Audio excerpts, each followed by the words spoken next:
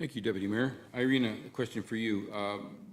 The percentage that they're asking for compensation if they're successful for this 2-year term, is that the same percentage if we decide to keep them on in the future? Does the compensation percentage change at all?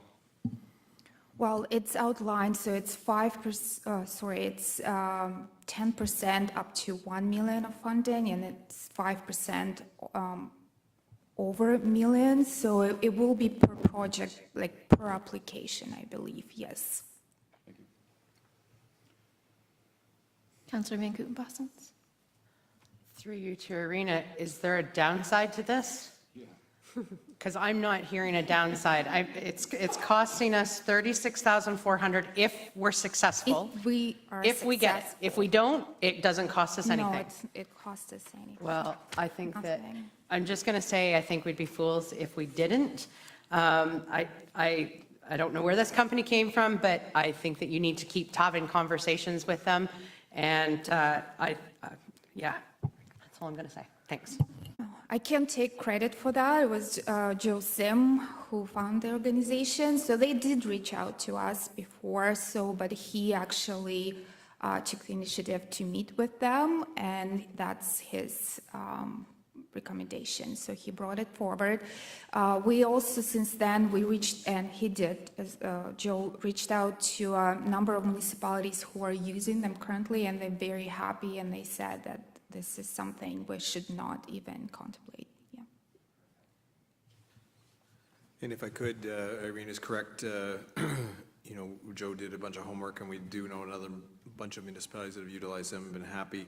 But this is a great way to do it for this one project, and then we can analyze how it worked and whether we want to continue to be involved with them. Councillor Hughes. I was just going to ask the question, do they support Mercs? As a matter of fact, I think they do. Yeah, there you go. There you go. Let's see how this goes. Any other questions for staff? Yeah, so this is an awesome opportunity for us to also, like you just alluded to, we need to keep a focus on any green funding opportunities out there, and I think this, again, could come up in the future, so I think this is really good news for us to build a relationship with this company and maybe long-term see what they could do for us. Any other questions? Thank you to staff. This is a great initiative. Councillor Haliru, this is your motion if you're ready to move that. So moved by Councillor Haliru, seconded by Councillor Hudson, that the Council of the Corporation of the Town of Ingersoll receive staff report CS-003-23 as information, and that Council approve a funding application to the Green and Inclusive Community Buildings Program for $364,000 towards repairs and upgrades of the Fusion Youth Centre, and that Council authorize staff to enter into an agreement with Grant Match Corp to help secure this funding from Infrastructure Canada. Any discussion? All in favor? Opposed? That motion's carried.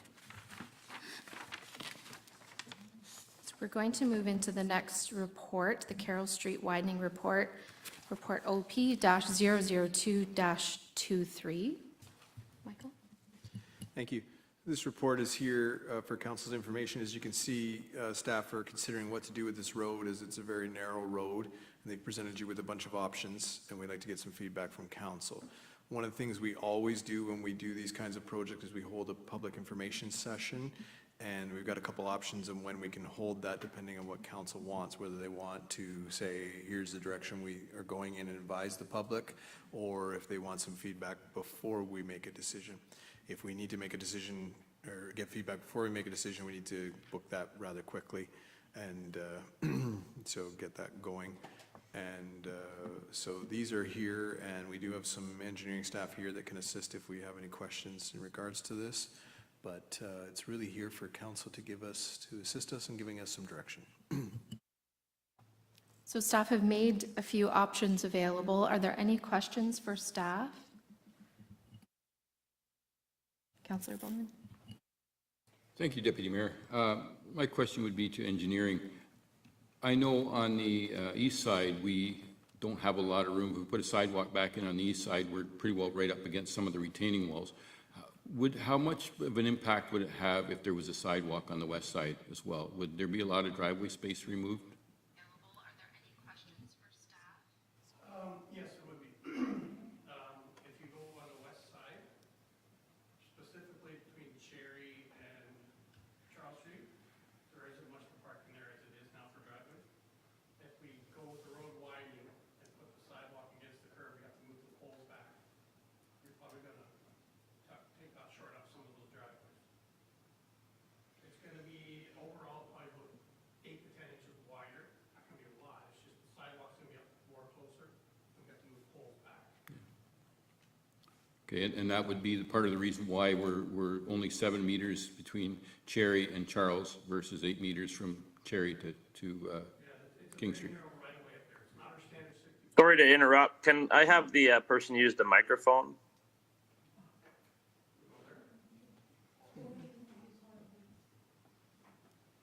Thank you.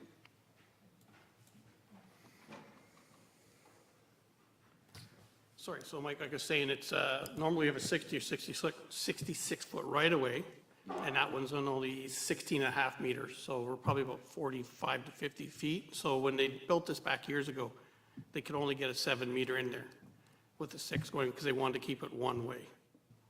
So we're just looking at only really widening the road a half a meter, but in order to do that, we have to move poles and sidewalks and everything back. The east side is pretty much out of the question. We can't do anything with it. So the curb line will stay the same on all 3 designs. The east side curb line will stay in place. The only thing that will change will be the west side. Thank you. The only reason I was asking for clarification is because if we do put this, consider sidewalks on both sides of the street, it is going to have a pretty good impact on the west side with the poles and the sidewalk. Yeah, so like I stated, the sidewalk, right now, there's a boulevard. If we widen it out and eliminate the boulevard, put the sidewalk against the curb, which would be a 5 foot, we have to bring up the municipal standards, a 5 foot walk. Basically, we're going to be about 8 inches wider than what's there now. So it's going to affect the driveways a little bit. I know the people at the north end have no parking in their driveways as it is now. So even 8 more inches will affect them. Okay. Thank you. Councillor Haliru? Through you, Deputy Mayor. So I'm wondering, we have 3 options on the table. As an engineer, what option would you be mostly recommending to keep this? Because I see the third option seems more like we're keeping one sidewalk, it still gets to be widened, and then they get a lot more upgrades. But it's a third option, so I'm wondering if the first and the second are better, or in your view, which one would you recommend for longevity and for? Well, just personally speaking, as I designed all 3, there's no preference of how we put them in. The third option was eliminating the sidewalk. It's classified as a core area road. Our policies have sidewalks both sides of the road. But in the last few years, because the cores are narrower, and we're going with a new 5 foot walk compared to what they used to be as 1.2 meters, we have started to eliminate sidewalks on both sides and put on one side. If we do option 3, which is I'm kind of in favor of, the sidewalk stays on the east side.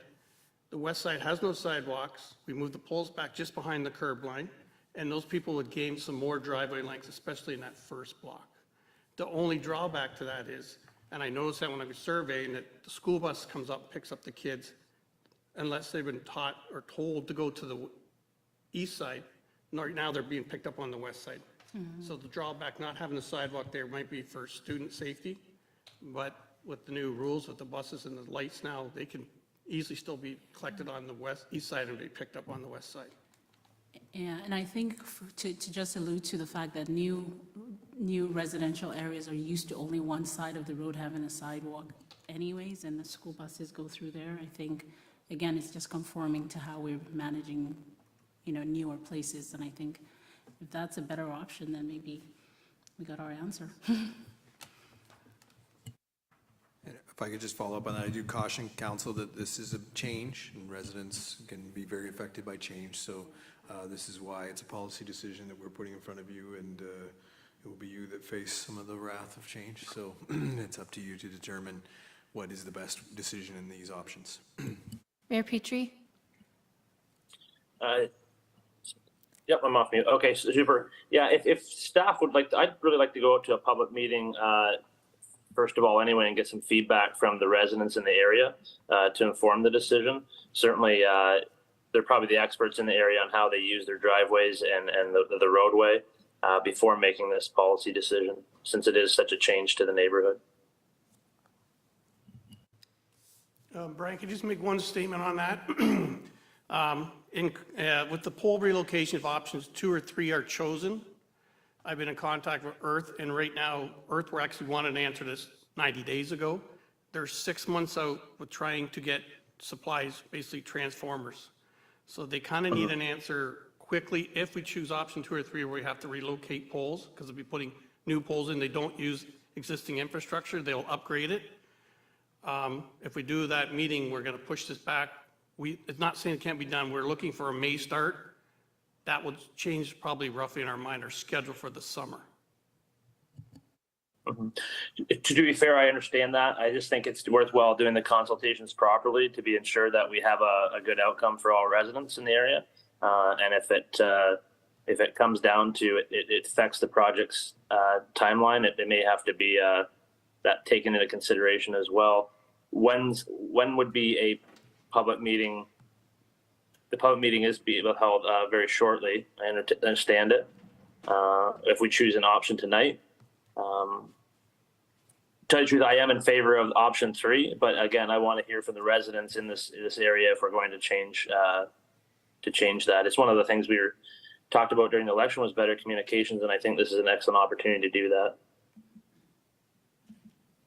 Councillor Van Gouten-Bossens? I hear what Mayor Petrie's saying, and I'm not adverse to having the pick, but I'm not in favor of 1. I don't think that leaving it, when we're going in and doing water mains, if we're doing all that, we're ripping the street up anyway. I think that we should be doing a bit of widening. So whether it's 2 or 3 in that respect, I too am in favor of 3, but I'm like Mayor Petrie, would like to hear what the public has to say. If we were to choose option 2 or 3, then that would give us an opportunity to go ahead and let Earth know as well, right?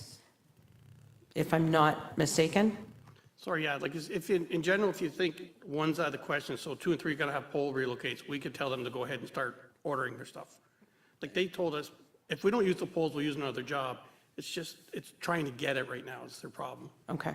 So for me, I think that if we could choose option 2 or 3 and be able to present that then to the public that this is what we are thinking of we would like to go with option 2 or 3, because I don't think, why would, if I was on Carroll Street, I wouldn't want my street all ripped out and then just be put exactly back to where it was. To me, that doesn't make much sense. I am also going to pose this question that I posed to you before, Deputy Mayor.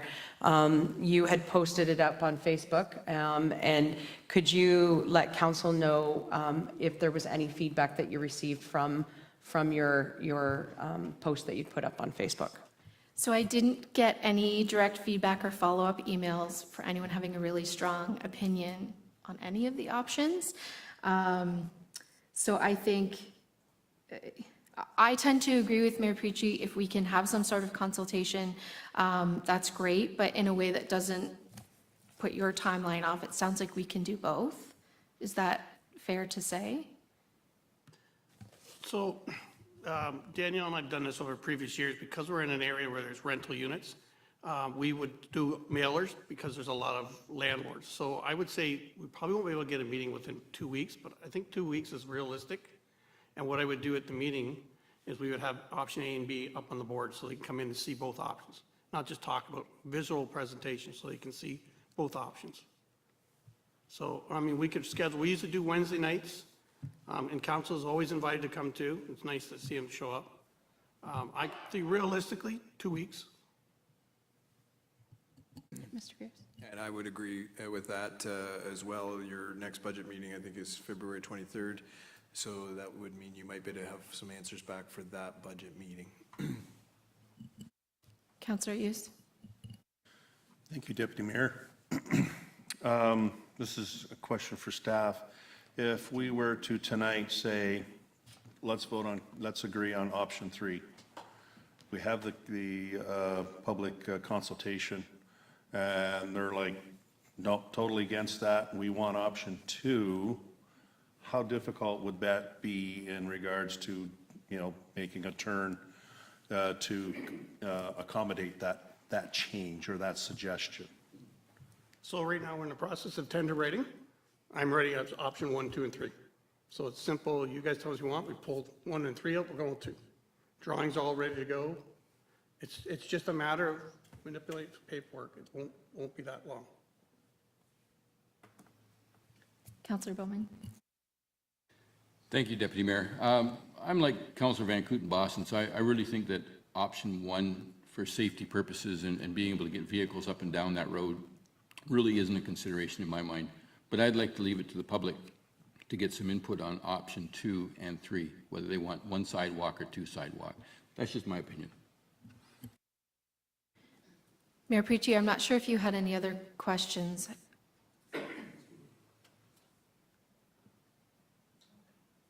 Okay. So, Councillor Hudson, this is your motion. See that? How are we reading it? Or if someone else wanted to move it, that's okay too. And then say that option 1 is not, and we would give the public consultation.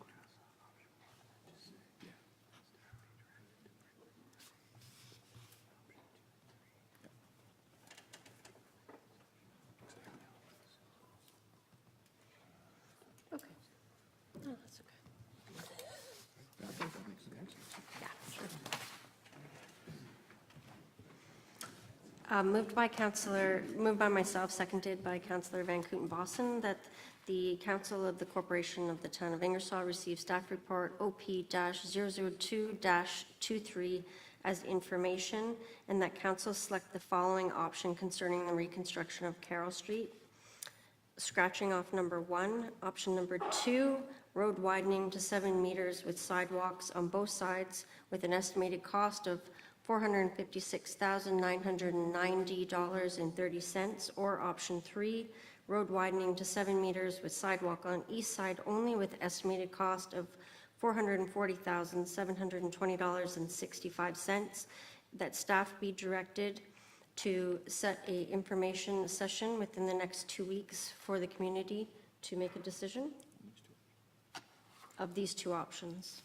Thank you. Any discussion on the motion? Yes, I will. Sorry, Mayor Petrie? I disagree with the option to have the community make the decision. I think that for the community to have input. So I would move that the motion be amended to include that the citizens have input into the 2 options. Do we have a seconder for the amendment? Seconded by Councillor Haliru. Any discussion? Thank you so much for giving us 3 options. Because I think in future recommendations, it's helpful to have all this, and again, to present it to the community and give them that option is also very important. So I think I like that. Thank you. All in favor of the amendment? Any opposed? That's carried. So to the original motion, no further discussion? All in favor? Anyone opposed? So that's carried. So we're going to pause on the staff reports to be able to move into the presentations. First, we have Kristen Ralph, the Executive Director of Big Brothers and Big Sisters of Oxford County. Welcome.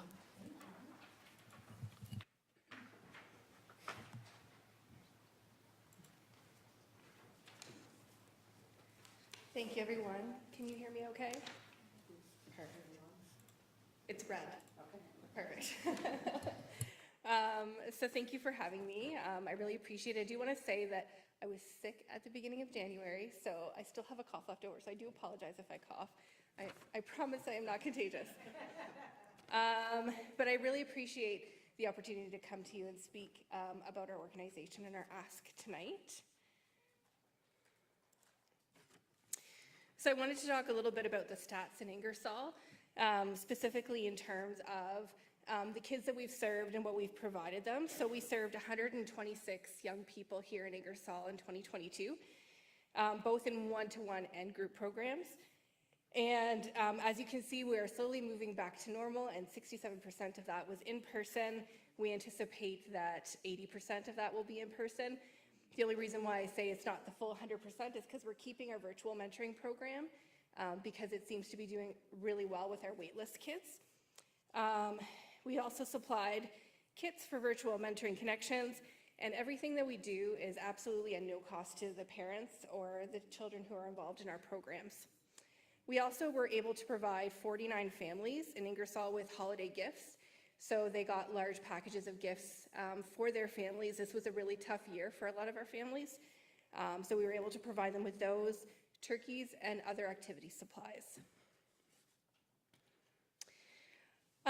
So as an agency, we're seeing an influx of kids coming into our programs and applications for service. A lot of it is due to the trauma and isolation that's been felt by kids throughout this pandemic over the last 3 years. Many of the young people are coming into our programs with feelings of social anxiety, difficulty maintaining friendships, mental health concerns, and a need of additional support.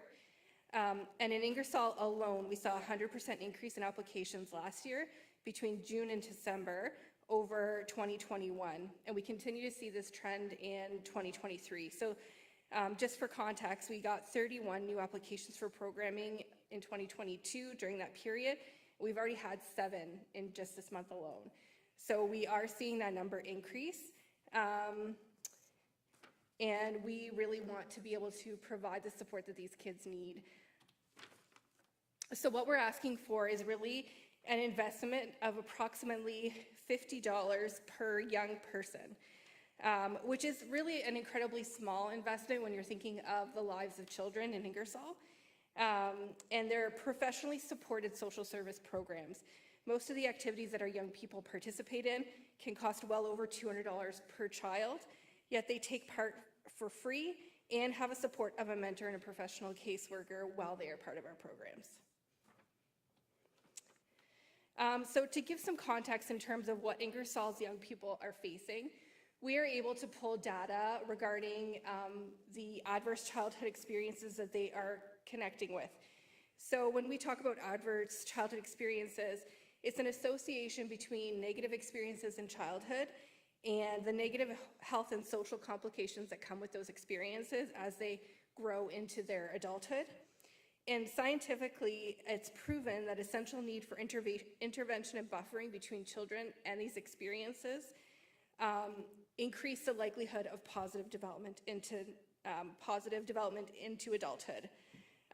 Just recently at McMaster University, they've done a study about childhood mentoring or childhood adverse experiences, and what they found is adults are saying that 62% have had one adverse childhood experience or more. In Ingersoll, 100% of the kids that we serve have experienced 2 or more, and more than half have experienced 5 or more. So we are dealing with kids who really need support. And as you can see, 86% of the kids in our programs have experienced bullying. 79% have experienced the loss of a loved one. 71% are dealing with isolation, and 86% are dealing with someone in their household having mental health issues. So one of the things that we do to help these kids who are really experiencing these issues are going beyond the one-size-fits-all approach that we used to have. Now we are providing individual response to each of these kids. We found out exactly what they need, what they've experienced, and what they need to grow forward in their experience into adulthood. And mentors in our programs are actually trained to provide individualized support and develop these, what we call developmental relationships that express care, challenge growth, provide support, shares power, and expands possibilities. So some stats that we pulled from last year, and we get these stats at every match support session. So what you need to know in terms of our professional casework. is they monitor and support based on safety, based on expectations, and ensuring that kids are getting what they need to get out of our program. So they make very consistent connections with our kids, our mentors, and their families. So you can see that the stats speak for themselves. 93% are feeling more supported by their mentor, that they're being pushed to be better. 85% feels like their mentor helps them make new connections and have different perspectives. 94% feel that their mentor shows them that they matter. 94% feel that their mentor helps them set and complete tasks and goals. And 92% feel that their mentor treats them with respect and listens to their ideas. So when we're looking at how Ingersoll will benefit, it's not only an investment into the lives of the children here in Ingersoll, but it's an investment into Ingersoll and its future, because our young people graduate our programs with relationship skills, the ability to make responsible decisions, the ability to understand the importance to commit to learning. They also work with their mentors to gain employment and experience, and it's really just a small investment in the health and the future of the community. Thank you. Any questions? Thank you. Any questions? Councillor Van Koetenbassen. Thank you, Deputy Mayor. Through you, welcome. Thank you for coming and doing presentation. I think this is probably one of the first ones that we've had in my years, and it's nice to get some stats and how we would be helping and how many. So when I do the math, if you're asking for $7,000, you're supporting approximately 140. Is that 140 additional or 140 on the roster now? So that would be kind of a combination of both. Okay. So we have some kids who are continuing on in matches that have already been started, and probably that would be about 30% of that number. So the additional 70 would be new children who are impacted. And what happens, sorry if I may, what happens if you exceed that number? How are you going to be doing your funding for additional? I mean, I understand that you need the mentors to go along with it, but I also know that you do a lot of mentoring in groups as well now, because that seems to be a way of being able to help that niche that you can't get the mentors for. But can you give us an idea of how you would be helping to fund those additional? Because you said you're already at 7 for this month, and it's only the first month of the year. Absolutely. So we do receive funding from United Way of Oxford. So we receive a little bit under a quarter of our annual funding from grants through United Way Oxford. We also do fundraising. So a portion of the fundraising will go to Ingersoll programs, and as well as donations. So generally speaking, if an Ingersoll resident makes a donation, their donation stays in Ingersoll. Any other questions? I just had one question, if there's nobody else. Thank you for the work that you do in our community. I was a big sister at one time, so I know the difference it makes for the mentee, but also the mentor, so thank you for that. A lot of nonprofits struggle with funding shortfall, and I'm sure your organization struggles with that as well. So what are some of the unmet needs because the funding's not quite there to fill that gap? The biggest piece is just because we are not a regular government-supported social service, so all of our government funding comes from grants like this. It's not having that knowledge of what funding is going to come in for a year, so we almost have to plan our programs quarterly to ensure that we have the money to coming in to support. The biggest is probably being able to focus more on volunteer recruitment, though we were lucky to get a Trillium grant to hire a person to focus all on volunteer recruitment this year, which has been fantastic. So in terms of a shortfall, that's kind of where we would sit, is just not being able to predict outside of quarterly. We make the annual budget, but outside of quarterly, being able to predict that we can continue to serve the number of kids we're hoping to serve. Thank you. Councillor Haliru. Question. So in terms of the volunteers that you're looking for, is it the mentors or workers? Mentors. Our workers are all professional caseworkers, so they all have degrees in social work and social service work. So we lack mentors right now from the community? Yes, but one, we are doing better. So with the uptick in our applications for service, we're actually seeing a little bit of an uptick of our volunteers. So that's going okay. We're doing okay with that. But one thing I want to say is even in terms of the uptick of our applications for service, we do have a lot of programs set in place, so kids just aren't a name on a wait list. They're always involved in programming. So we have waitlist programs that happen throughout the year, so they can be involved in some sort of mentoring program while they're waiting for a one-to-one match. Thank you so much for all you guys do and for even being creative. We appreciate your organization much. Thank you. Thank you. So we're not making any decisions tonight, but we do have a motion to receive the presentation. Yes, we do. Thank you, Deputy Mayor. Moved by myself, Councillor Bowman, seconded by Councillor Hughes, that the Council of the Corporation of the Town of Ingersoll receive the funding request presented by Kristen Ralph, Executive Director, and Nicole's not here, Resource Development, Coordinator of the Big Brothers and Big Sisters of Oxford County as information. Thank you. Thank you. Any discussion? All in favor? Any opposed? That's carried. Thank you very much. Thank you.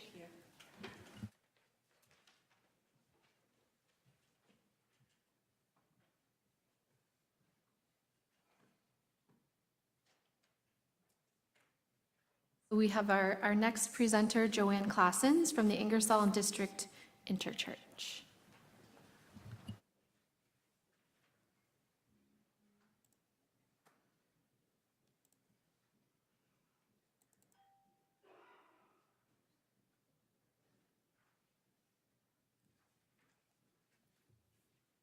Welcome, Joanne, whenever you're ready.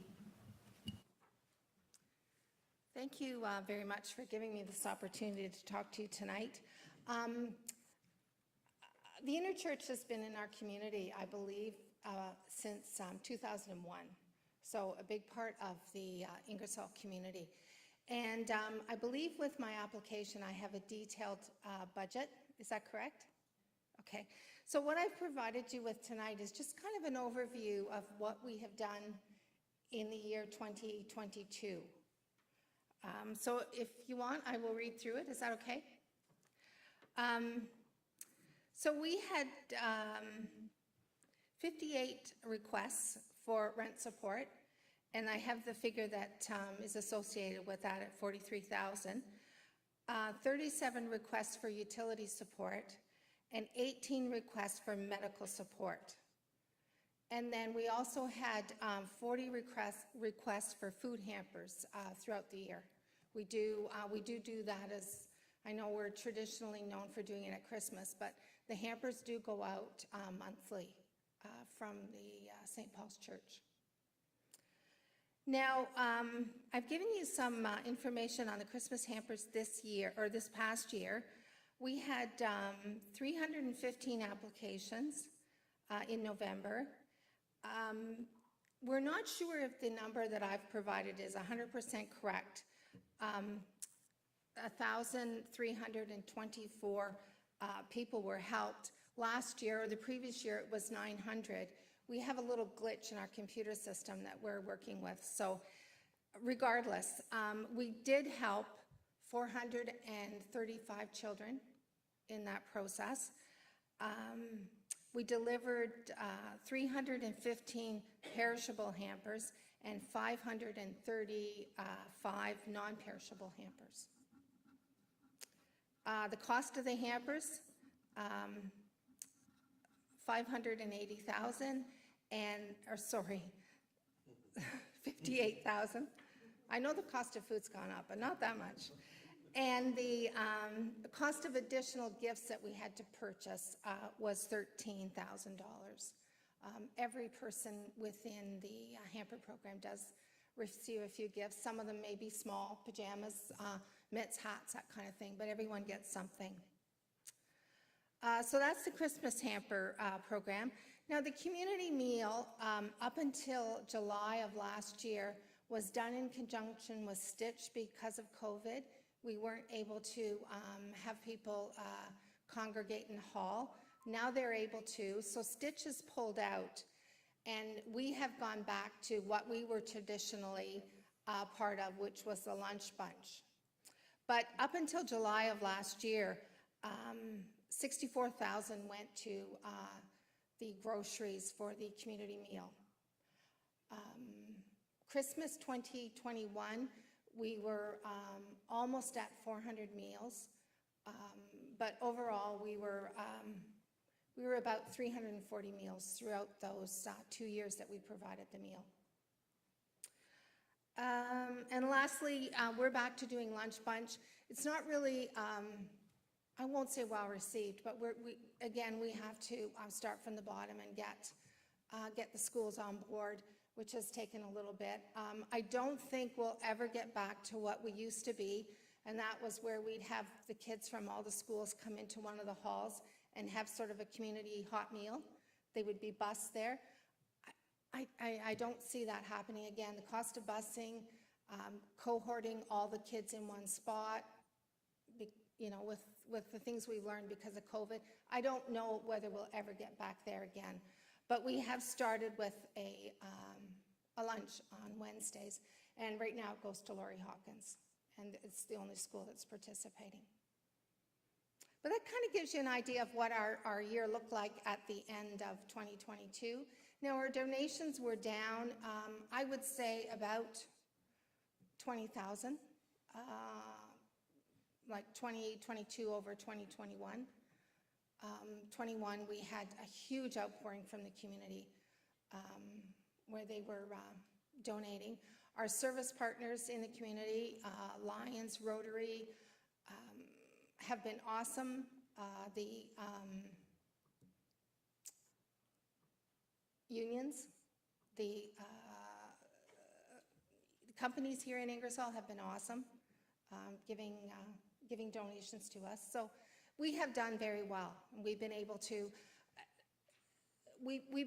get by. Now, we did have a shortfall when I went to buy the groceries in November of this year, where we had a shortfall of 20,000, and we were able to get money to support that through another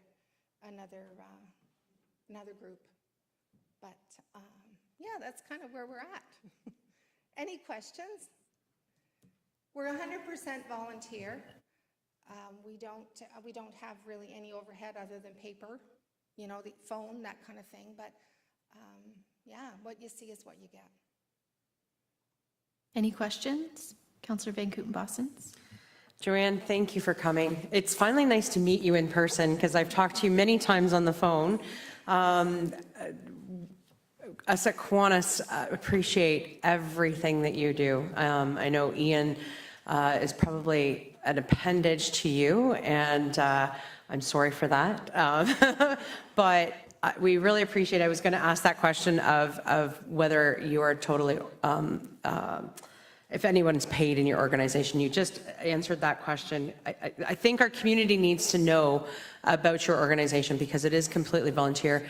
I know that you receive support from all the wonderful groups, but can you tell us a little bit about who forms your board? Who all comes to the table to put together the inner church? Is it all the churches in town? Is it just certain churches, or can you explain a little bit of that? Yeah, all the churches are asked or invited to send 2 members of their congregation or their community to the interchurch, and that's what forms our board. We have a chairperson, which is myself, and a secretary, and then we have Bob Welt, who is our financial guru. That was his world of work in the past. But that's really what our board is. And then, yeah, we just ask for help, you know, the Lions, the Rotary, again, all of our partners in the community help out when needed, and sort of that's what we're there for, to form that connection, and then we reach out to those groups. If I may, I have, because I don't know the answer, I think I heard it, but you said that you've done 80 lunches to Laurie Hawkins, so that's just every Wednesday that you send lunches there since October then, so that's still quite a few lunches that you're doing there every week, and it's just once a week. I know that when you had lunch bunch, it was just once a week. Do you see there being a need of being able to do that more? Like even if it was twice or 3 times a week? I mean, is that something that you're seeing that there's a need, or are other groups helping to fill in the other areas at this point? There's other groups in the schools. You have your lunch programs or your more nutrition programs that the parents or the PTAs, or I think that's what they're still called, I'm not sure. They provide those for the kids in the school. Now, in the past, we've had 120 kids that usually come for the hot meal before COVID. So I know there's people, or there's kids out there that we're missing. You know, if you have 400 kids on the list for hampers, you know we're missing some. So how are we doing in getting into the other schools? Like, is there something that, you know, the community can help to get back into the other schools? I know COVID has played a factor. I understand that, but, and Laurie Hawkins probably has, I would say, one of the larger areas of lower income families, but that's still not near the 400 that that we should be reaching. And there are still kids at all the other schools. So is there something within the community that we can be doing to help out to get back into those schools? I have been in contact with all the principals in the schools. I guess the one school that I worry a little bit about is Royal Roads. Just because in the past we've had a lot of kids that came for the hot meals from there. I don't know what the demographics are right now, but in the past we had 30 to 40 come in.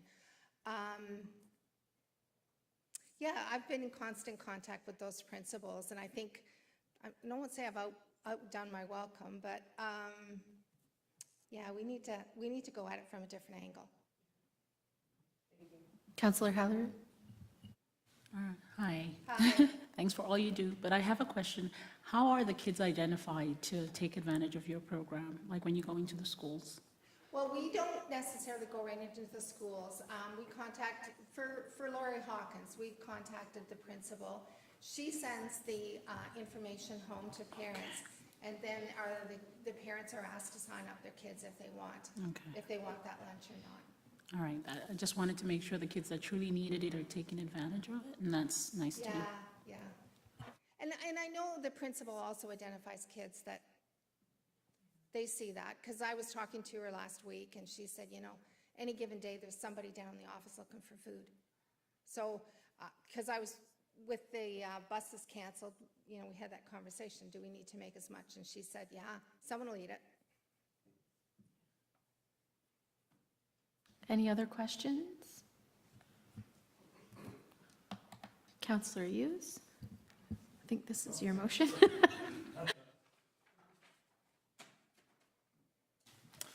Thank you. Moved by Councillor Hughes, seconded by Councillor Haliru, that the Council of the Corporation of the Town of Ingersoll receive the funding request presentation by Joanne Claussens of Ingersoll and District Interchurch as information. Thank you. Any discussion? All in favor? Opposed? That's carried. Thank you, Joanne.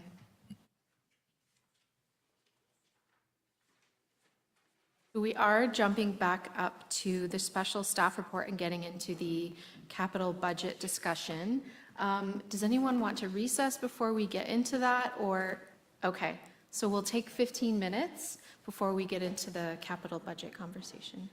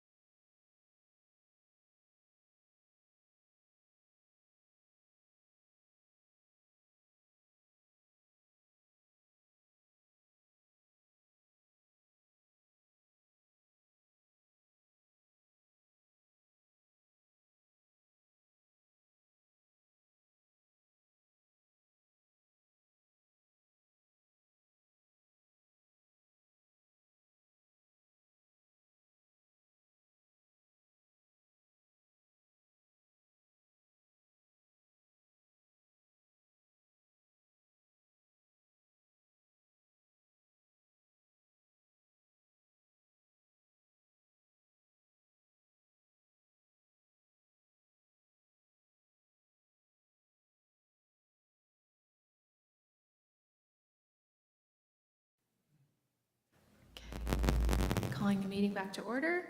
We are going to get right into the special staff report from our treasurer about the capital budget. So staff report T-003-23, whenever you're ready. Thank you, Deputy Mayor. So the report is just to accompany my budget presentation and budget report. So I will just skip the report and move into the presentation process, if you don't mind. So tonight, staff would like to present council for review and hopefully approval our 2023 capital budget. So we'll look. Second. Yes. Are we able to turn the mics up a little bit in here, by any chance? I will try to speak louder. That would be awesome too, but Okay, I'm just sorry. finding, I am. in general, everybody's a little softer tonight, so and it might be coming quite clear for the public, but in here in the chambers, I'm finding it very soft, so thanks. Okay, sorry for that. I will try to speak louder.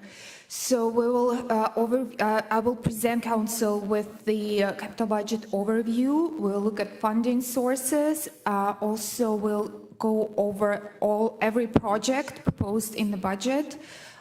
We also have here some presentation from engineering, public works, fire. I will present the rest. Curtis is here to answer any questions regarding his budget items, and then we'll look at our reserve and reserve funds in the end, and any questions council may have at the end of the presentation. So the capital budget as presented today is $7.2 million. It contains 80 projects we're proposing for 2023. There is also in the report, in the budget package, council and public can find our 10-year capital forecast. The total for the next 10 years, we are projecting $77 million in capital projects. Since last presentation in January, when did we have the meeting? In January, right? January 16th. The budget presented at the time was $6,996,000.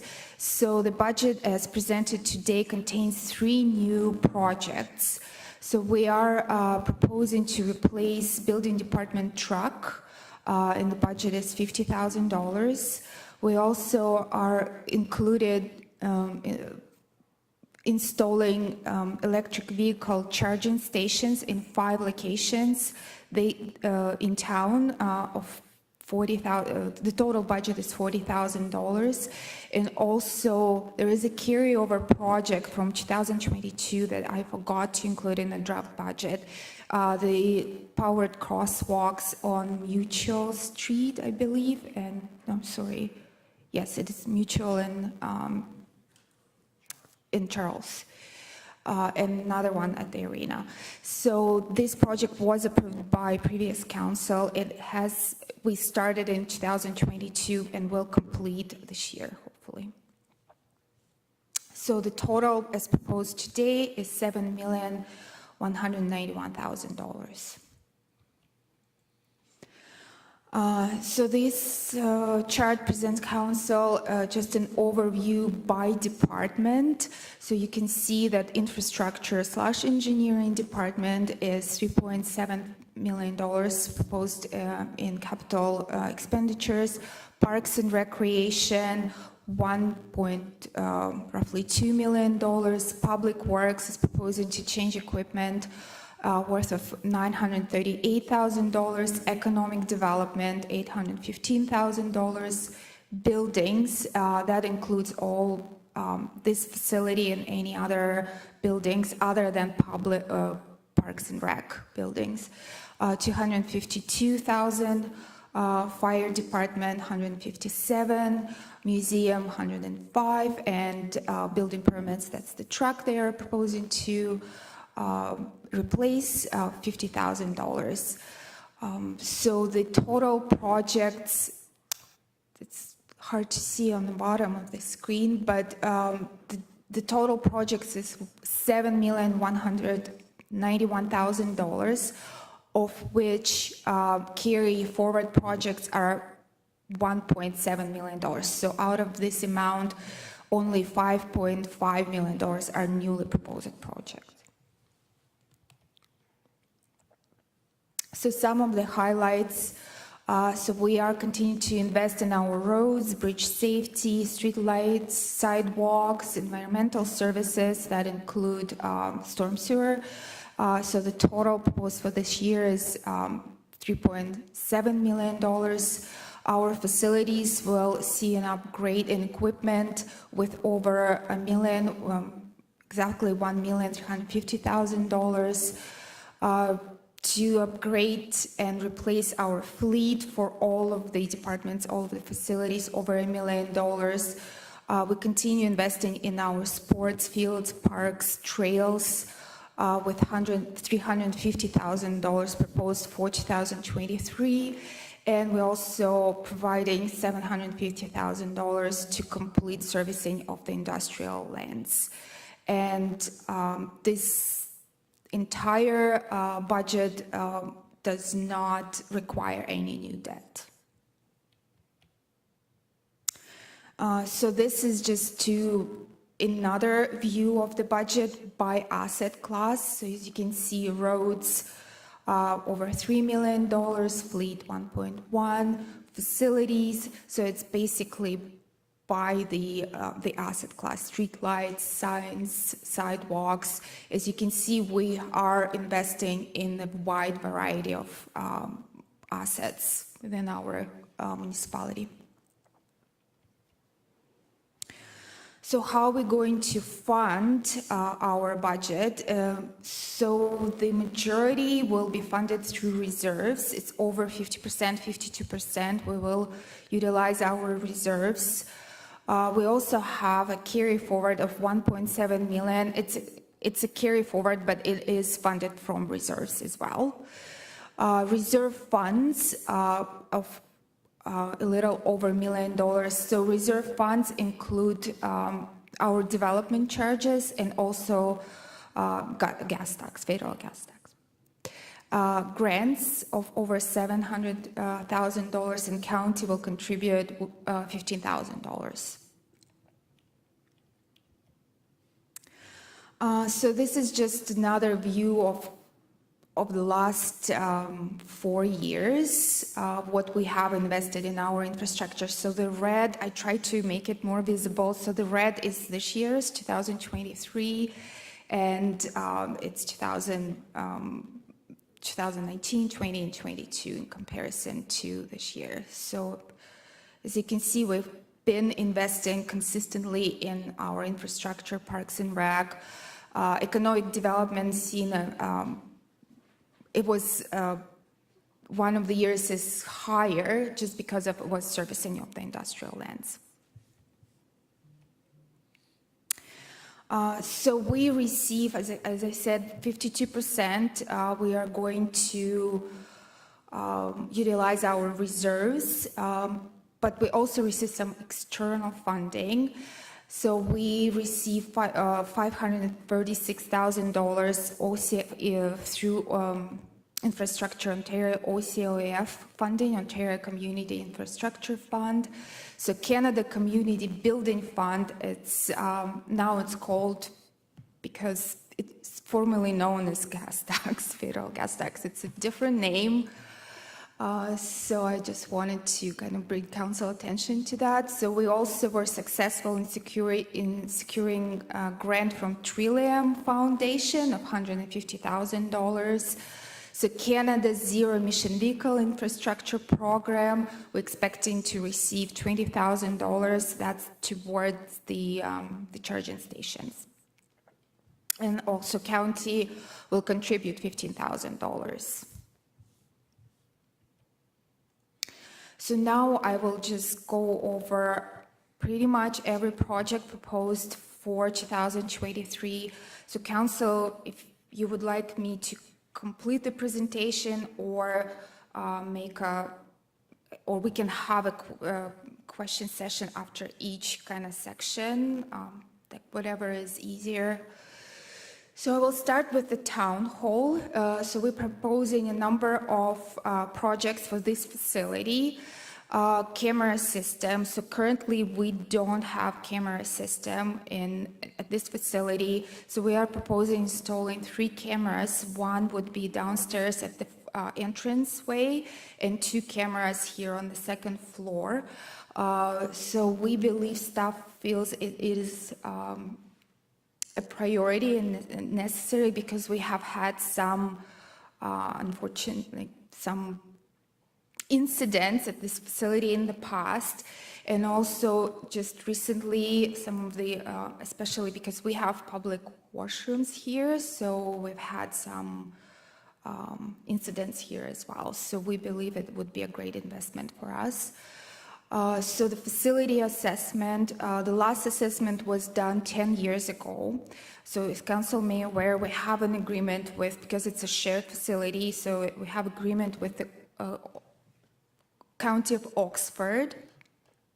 And even according to that agreement, we have to do assessment every 10 years. So they can also budget accordingly, see what's required to keep this facility afloat.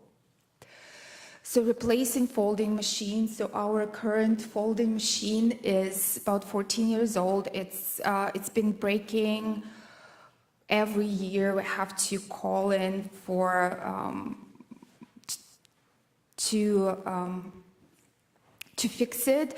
So the last time it broke, we actually had to fold our tax bills manually. It took us quite a bit of time, several days, every person available, and many paper cuts to actually fold the tax bills. So we are proposing to replace the folding machine with something more,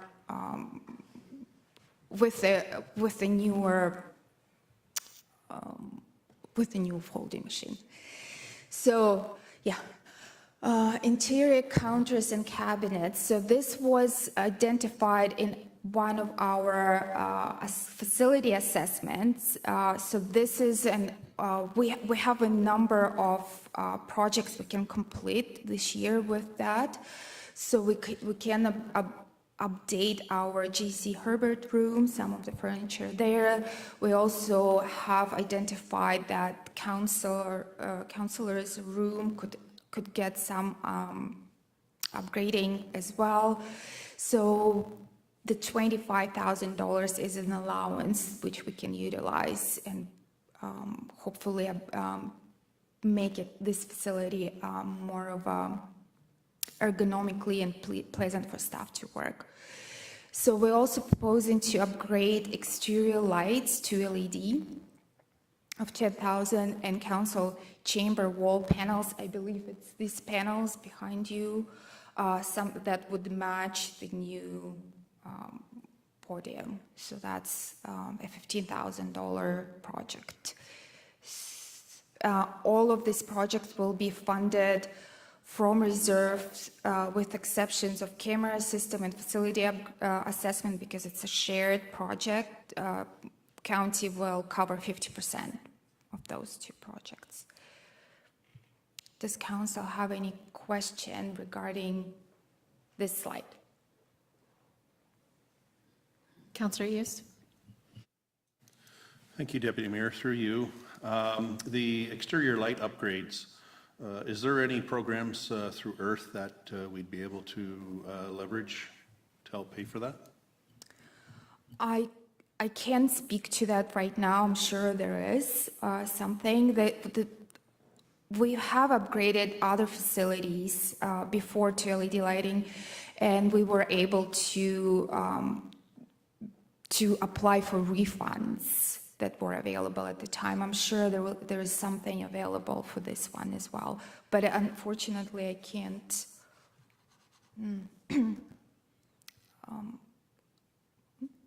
Sorry. Mayor Petrie, did you have a question? Yes, I did. It's just on the same lines of the exterior lights. Are they able to have funding from the county for those as well, or is the town 100% responsible for those? Yes, that's correct. We should be. Yes, if it's exterior lighting, yes. 50%, yeah. Councillor Haliru. Thank you. Through you, Deputy Mayor.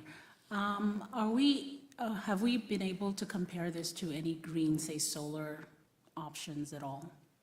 Or was it just?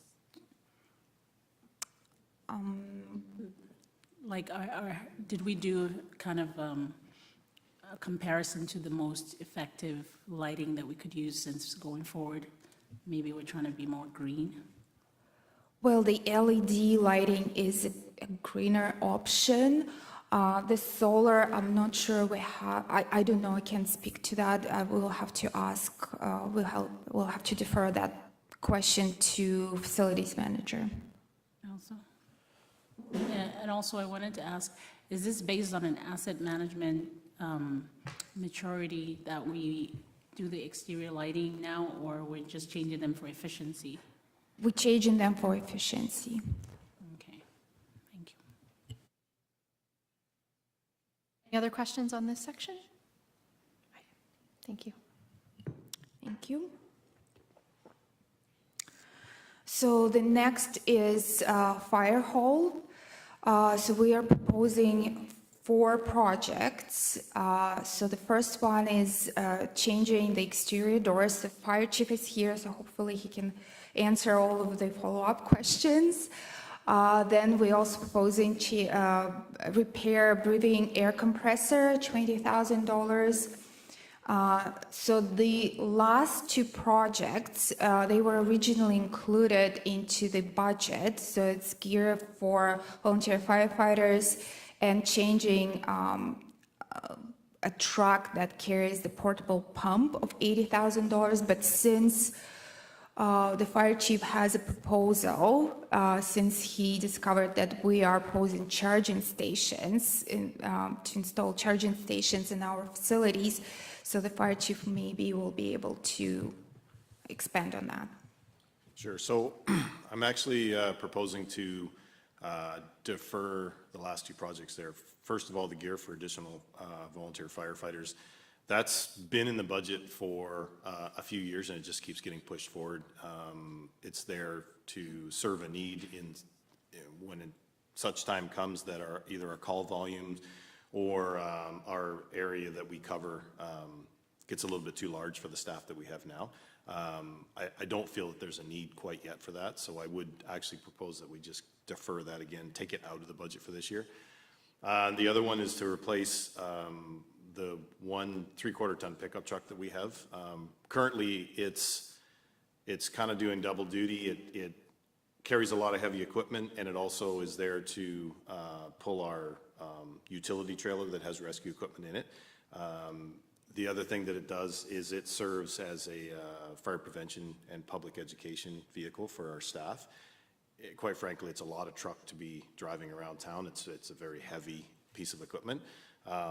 So my proposal would be to, again, take this out of the budget this year, defer it for a year, and it doesn't actually need to be replaced. It's another one of those items that's in the budget, and we just keep pushing it from year to year until such time that it needs to be replaced, but it's still in really good shape. So my proposal would be to next year replace it with an electric vehicle. Maybe we can start trending towards the green energy, and a lighter duty truck that we can use for our fire prevention and public education. And then we can just take the heavier pickup truck, use it just for the equipment hauling, and by doing that, we'll probably extend its life for another, I don't know, maybe upwards of 5 years. So yeah, so essentially, for this year, it will be removing the $32,000, the $80,000 projects, and then just sort of start the conversation for next year, potentially, adding to our fleet by 1 with an electric vehicle. And if I could just follow up on that, there is a part of this budget that includes charging stations. There's been a couple questions about those. They're not intended to be for the public use. We're starting to install charging stations in our facilities so that we can start to acquire electric vehicles. We don't currently have any charging stations in our facilities, so we would like to start acquiring them. We're working through Earth, and there's a significant amount of funding that's available for that, up to 50% at least. And so we've already talked to Earth about an application this year for those kinds of funding. It would be in 5 facility locations, but they'd be dual port locations, so we could have up 2 vehicles in those things. But until we have charging stations, it doesn't make a lot of sense to get vehicles. So exactly what the chief is proposing, some departments will have to make that decision, is how far along is their vehicle? Do they want to put it off until we have a charging station and then try to get an electric vehicle? Or if their vehicle is too far gone, they might want to replace it. They might have to replace it now and go with whatever they can get at this point. So just so council's aware. Mayor Petrie first, and then Councillor Haliru. Thank you, Deputy Mayor. Through you. Yeah, I'd really like to see us go with a policy driven, like a green fleet policy like the county has, just to guide how we're going to do this. If we're going to switch over to with green, which is fine. I know the county is looking now at, they're bringing some pickup trucks and that stuff onto their roster, and they're going to test those. So we should have those hopefully this year, if not next year, in the county roster. So it would be a very good pilot program to learn from others and how they can be brought into our fleet. Also, I know that the discussion came up at county as well, that the options for those vehicles in the next couple of years are going to explode. And so there'll be a lot of options available to meet the needs that we may have within the organization.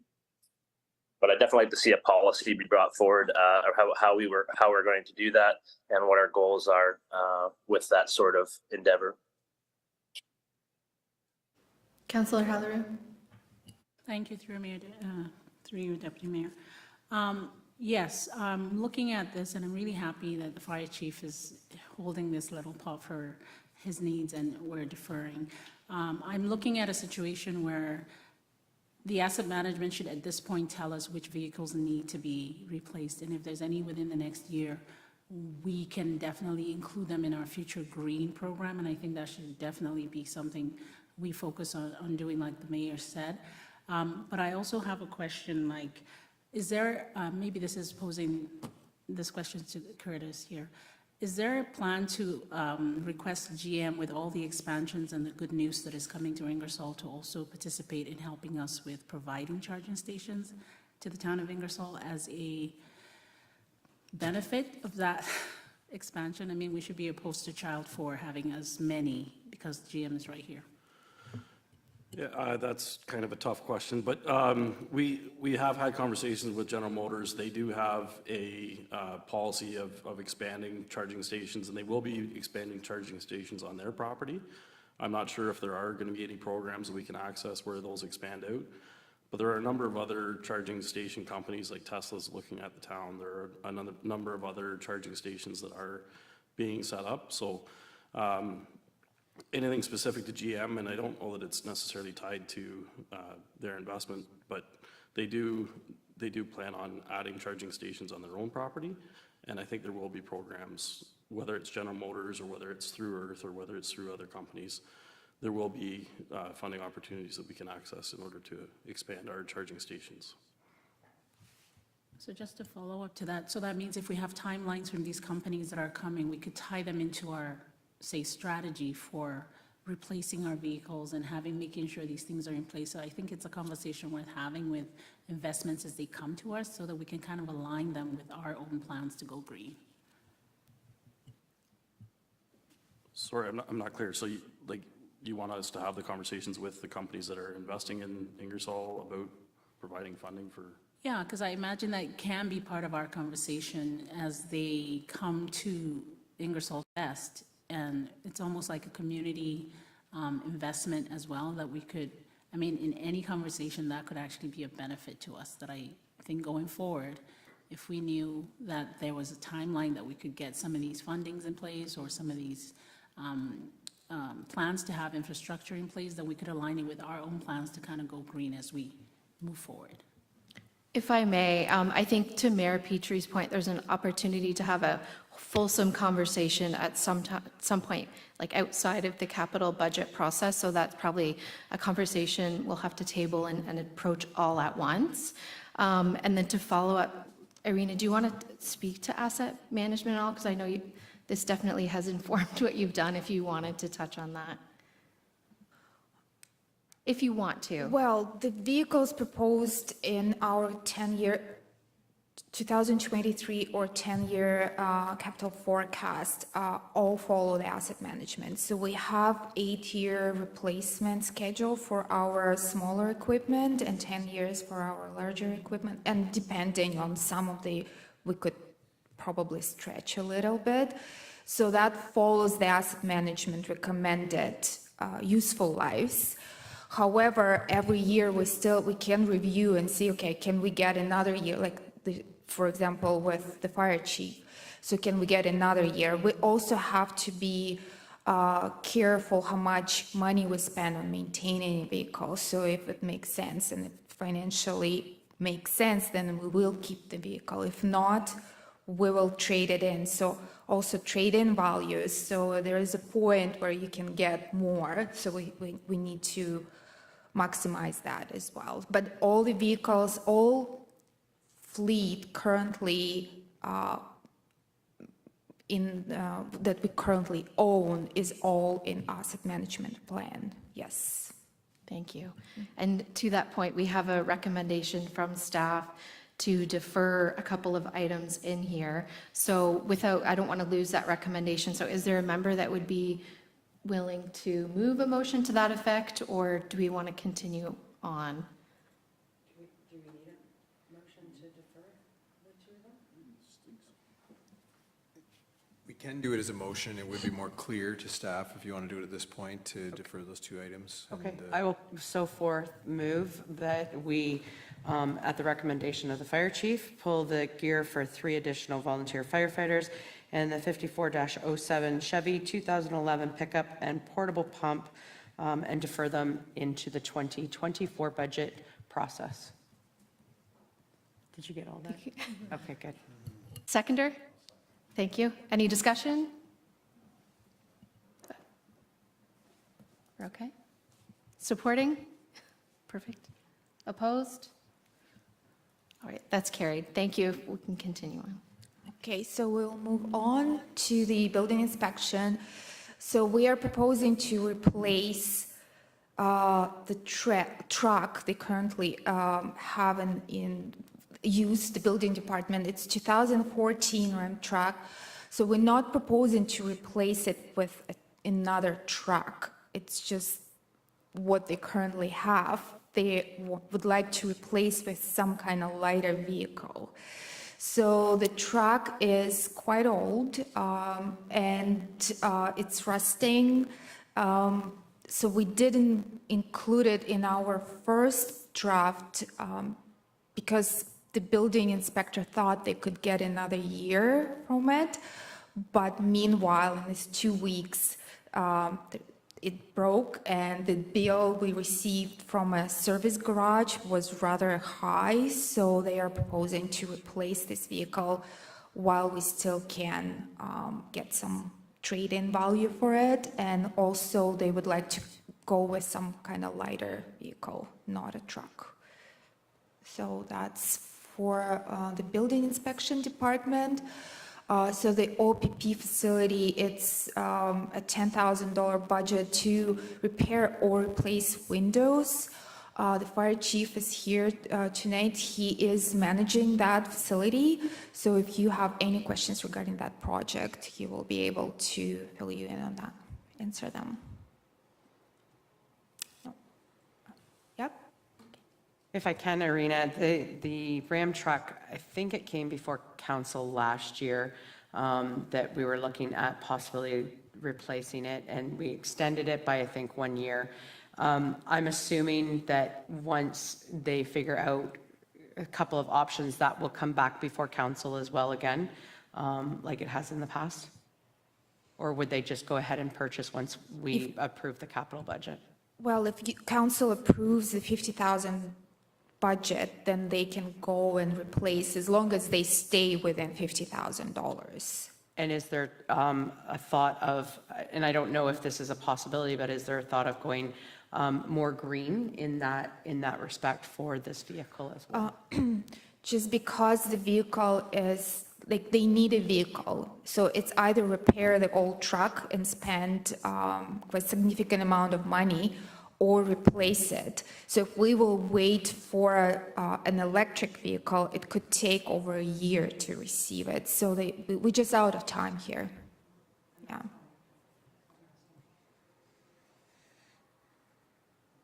Councillor Hughes? Thank you. Through you, Deputy Mayor. And I know there's other options, just as opposed to a strictly electric vehicle, would, maybe even consider a hybrid version, gas electric, but one that you don't need to have a charging station. That would be on its own. So is there any suggestion as to what they're looking at in regards to a replacement? You said a lighter vehicle, or like a car. Are you considering a small pickup truck? Like, what's the suggestion from the building inspections? Yeah, so we have Mike Donnelly with us here through Zoom. So I think he will be able to answer this better than me. Through you, Deputy Mayor, to the councillor, we are considering various options for the vehicles. We want to downsize it. Right now, it's a rather cumbersome full-size pickup truck that drinks fuel. Certainly not economical in any way. We have looked at repairs. We've spent roughly $4,000 in repairs in the last 12 months on the vehicle. We had a breakdown prior to Christmas again. We also have the engine light is on now. We've had it looked at. We've been told there are multiple sensors that appear to be gone, and the costs would be quite expensive to getting into continued repairs on the vehicle at this point. In addition, we do have the vehicle is rusting out fairly quickly, so we're looking at the trade-in value of the vehicle currently, while we can still get a reasonable dollar on a trade-in. We're looking at vehicles. You mentioned the possibility of hybrids. We're certainly looking at that. At this stage, we're going to be reaching out to various suppliers, Nissan, Ford, Chevy, looking to provide quotes and something along the lines of four-wheel drives, Equinoxes, Ford Escorts, Nissan Rogues, small to mid-sized four-wheel drives that are economical. The advantage, obviously, is that we would have a new vehicle warranty for 80 to 100,000 kilometers that would be in effect.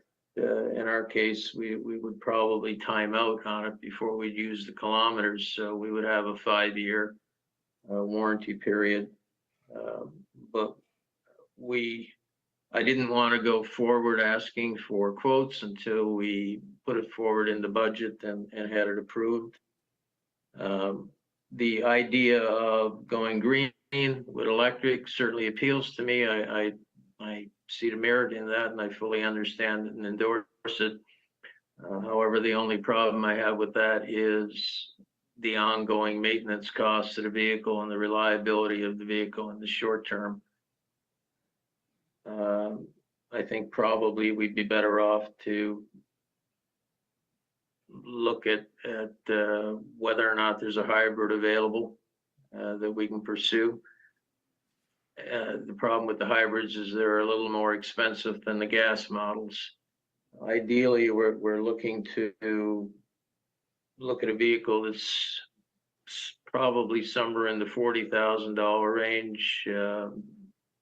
By the time you add your taxes and all the additional charging in, and look at possible extended warranty options as well, rust proofing, that sort of thing, you'd be up 50,000 is quite a reasonable figure, I think.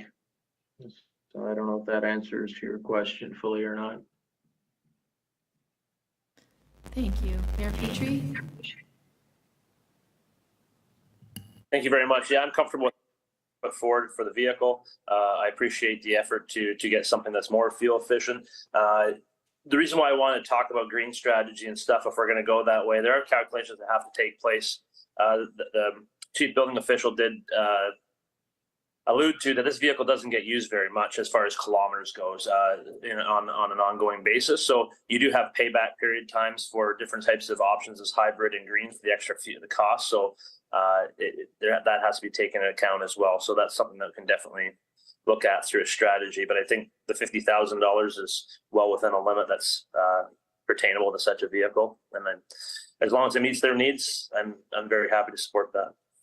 Yeah, and if I may, Deputy Mayor, one more point to put into that is a reminder to council that this budget request is not on the tax base.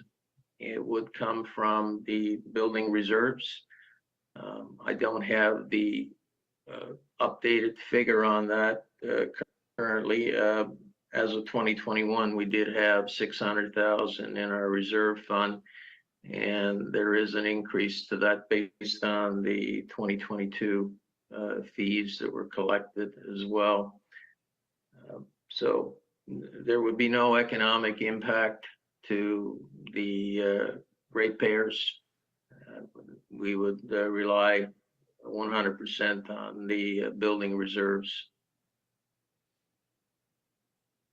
Thank you for that. Are there any further questions on this section? All right, we can move on.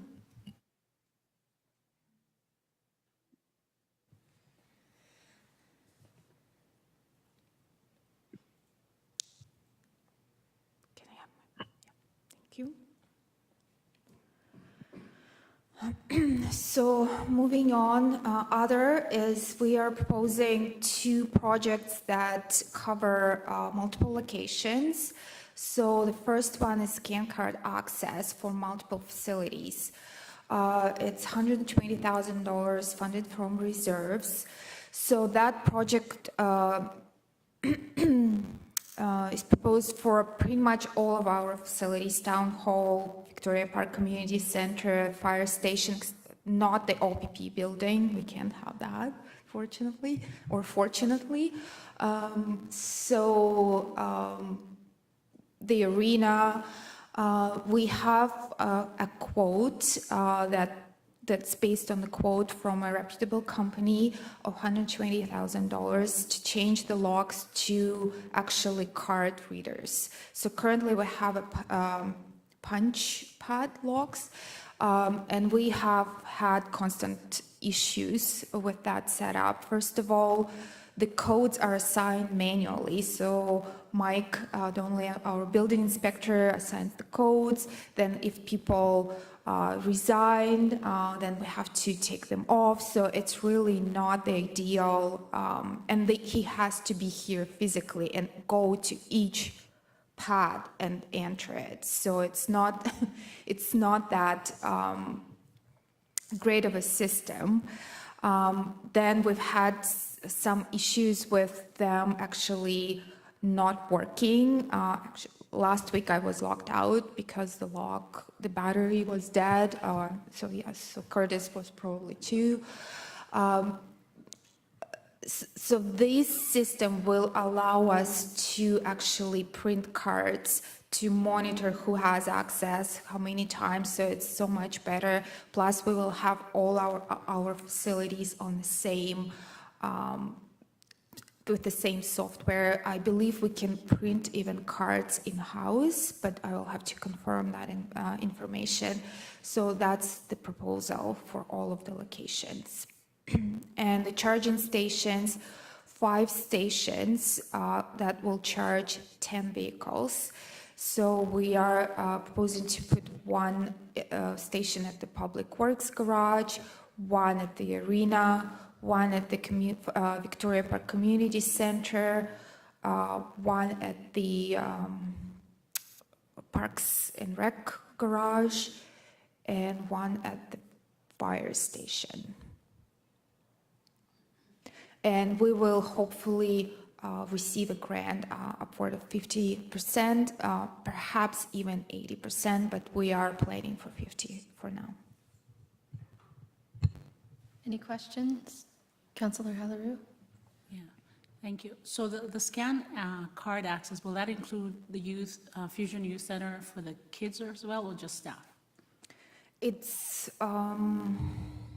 there would be staff only, staff offices, yes. Mayor Petrie? Thank you. Yeah, I'm 100% in favor of the card access. They use them at the county buildings, and it just makes a lot of sense to be able to increase security and know who's coming in and out of the facilities at all times. The charging stations, well, I support staff's wanting to initiate some green activity. Again, it goes back to, my concerns go back again to having the strategy in place and how we're going to implement that and the time frame for it. Is it just purely, is staff wanting to put these in just purely based off the funding availabilities? Or what kind of time frame are we thinking we're going to start using these? And the reason I say that is that I'm concerned that, again, technology is getting better in this field all the time. And I don't want to have outdated technology by the time we actually have vehicles that are able to use them. If I could, through you, Deputy Mayor, to the Mayor. That's correct. It's about timeframes. This will be working closely with Earth for this application and just trying to put together an application to get funding. The funding you would get would be for the most up-to-date versions that when you went to install them. But we wanted to get that in the budget so that we could apply later this year for it, because we might not get to install them until late this year. So it may be possible that we'll have a policy regarding electric vehicles towards the end of this year for council to look at. But we felt like charging stations was a step that we needed if we're going to move down this road in any way, shape, or form. And that funding is available this year. We didn't want to miss out on that. Did you have a follow-up, Mayor Petrie? Yeah, I appreciate staff's wanting to move in this direction.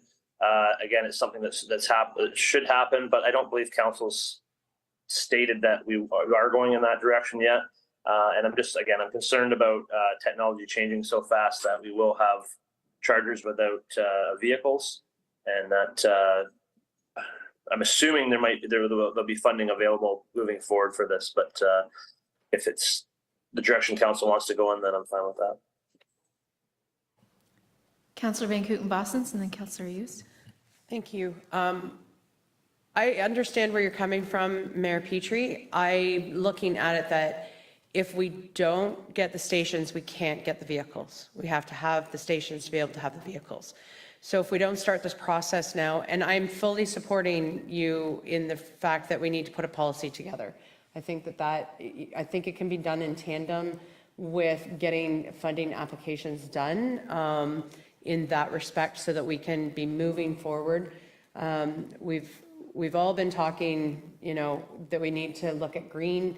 We're trying to do more green within our facilities, and I think that this is a step in the right direction. And I don't think that we're putting the cart before the horse. I think we're moving them together. That's just how I see it, that, we're doing it all together at the same time. Maybe the policy should have been done sooner, but that's a little bit hard too. So if we can kind of try to do it all together at the same time, then I think that we can move forward with that. So thank you. Councillor Hughes and then Councillor Haliru. Thank you. Through you. I'm kind of like opposite to what you're saying. We currently don't have any electric vehicles. And, as the CAO said that, it might not be until later this year that we actually get them installed. Well, later this year, we still won't have electric vehicles. I know we are looking, and we discussed this already this evening, and I do think that is putting the cart before the horse. The technology aspect of it, agree with Mayor Petrie. Technology grows leaps and bounds. I think we should put a little, defer this one, or I guess just defer it until next year, because I'm sure there's always going to be funding available to support charging stations throughout. Is that a motion, or are we going to ask other questions? Councillor Haliru? Question I have, what time frame do we need to have this from, from getting the budget approved to actually having a station set up? Do you know the timeline? The timeline last year, we didn't apply last year. Some other groups, some other municipalities within the county did. They applied about mid-year by the time they got their application together. They have not yet heard whether they're going to get funding yet or not. So it may be a while between the time frame and when we hear. Thank you. And that's why I'm asking, because when it comes to green, having a charging station definitely needs to come before the car. And just like we heard the fire chief say, he is interested in getting an electric vehicle in the next year. So if we're going to have time that we need to apply for funding before we actually get it set up, and say it happens the end of this year or early next year, I don't think the technology is going to change that much for us to say we defer it, because we keep deferring, and then the question keeps being, we can't even buy the car now because we don't have the charging stations. I think the charging stations should come before the car, and I don't think it's going to be up to a whole year before we actually need one. So I think it's really worth looking into.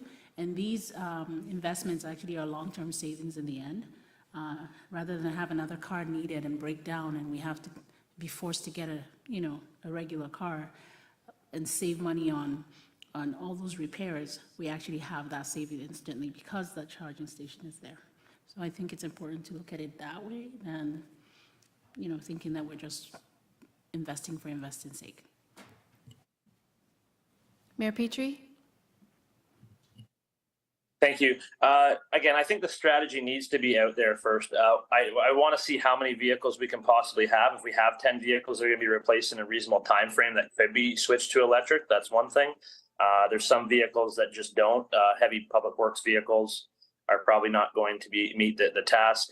A lot of the ones that the public, perhaps the Parks Department uses may not be eligible.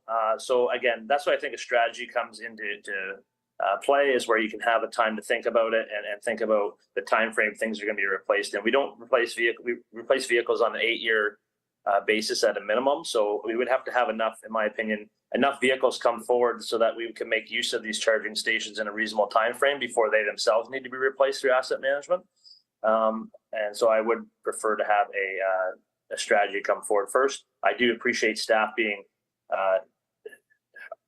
understand the situation of lead times and that sort of thing with this, but I think that due process needs to take place beforehand. So I came into the meeting thinking I might be willing to say we should put the stations in whether we get the grant or not. But considering Mayor Petrie's comments and thinking about the Green Fleet plan that's been done at the county, it may say we need different stations in different areas, and we may be able to work with the county if we were to be able to do a process. So, we have no motion on the floor to make any changes. I'm not sure if anyone's prepared to. Councillor Hughes? I'll make a motion to defer the charging stations until or after we defer the charging stations, have staff bring back a proposed policy in regards to electrifying our fleet.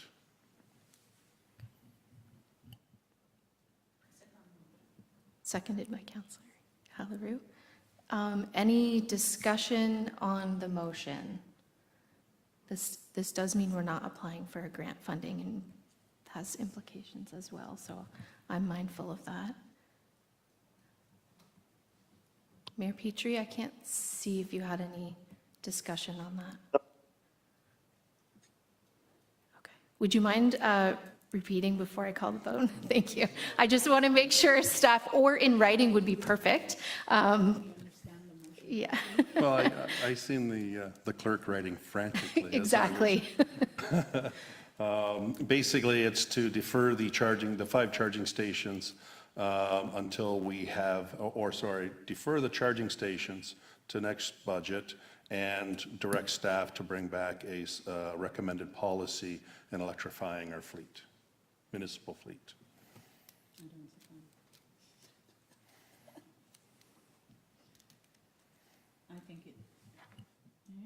This is why it would be great if we had our motions in writing. Because now Councillor Haliru is not willing to second that motion. The whole idea of having a motion in verbal is you can discuss it right away, right?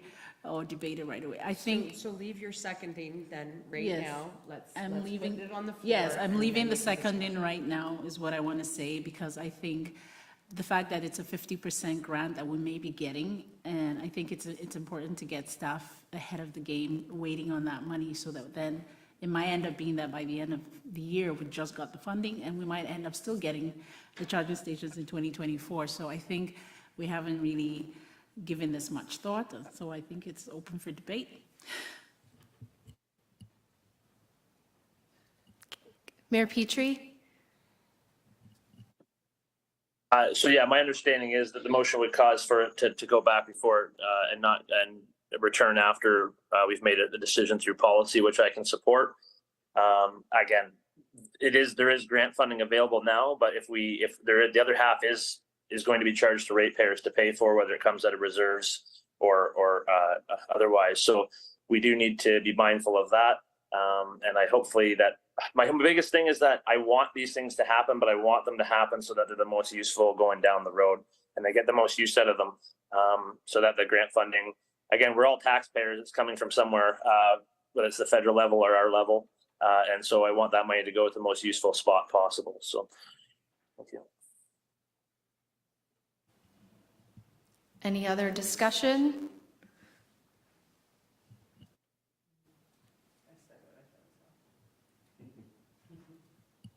So the motion from Councillor Yu, seconded by Councillor Haliru. I'm just going to defer with the clerk then.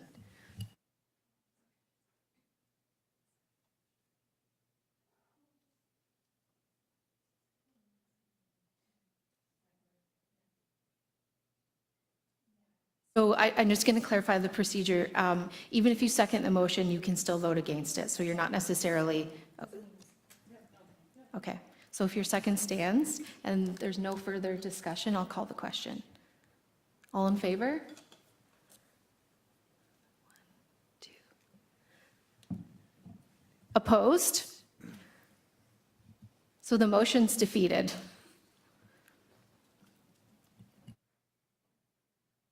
I did not think this was going to be the tough one of the night, so I'm sorry to create problems for you guys, but. So if there's, Councillor Hughes? Thank you. That's fine, no problem. I do have a question on the scan card access. So you said you had a quote already for approximately $120,000. Obviously, with the value, you'll have to put that out to tender and. Yes, we'll have to, yes. Depending on what comes back, it could be higher or Absolutely. lower. But that's an approximate. Okay, thank you. So if there's no further questions on this section, we can continue on.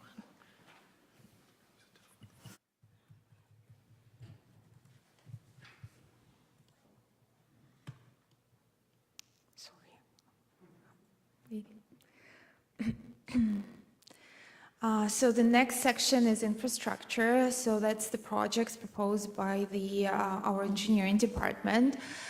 So the first project on the list, sidewalk rehabilitation replacement and streetlight replacement program.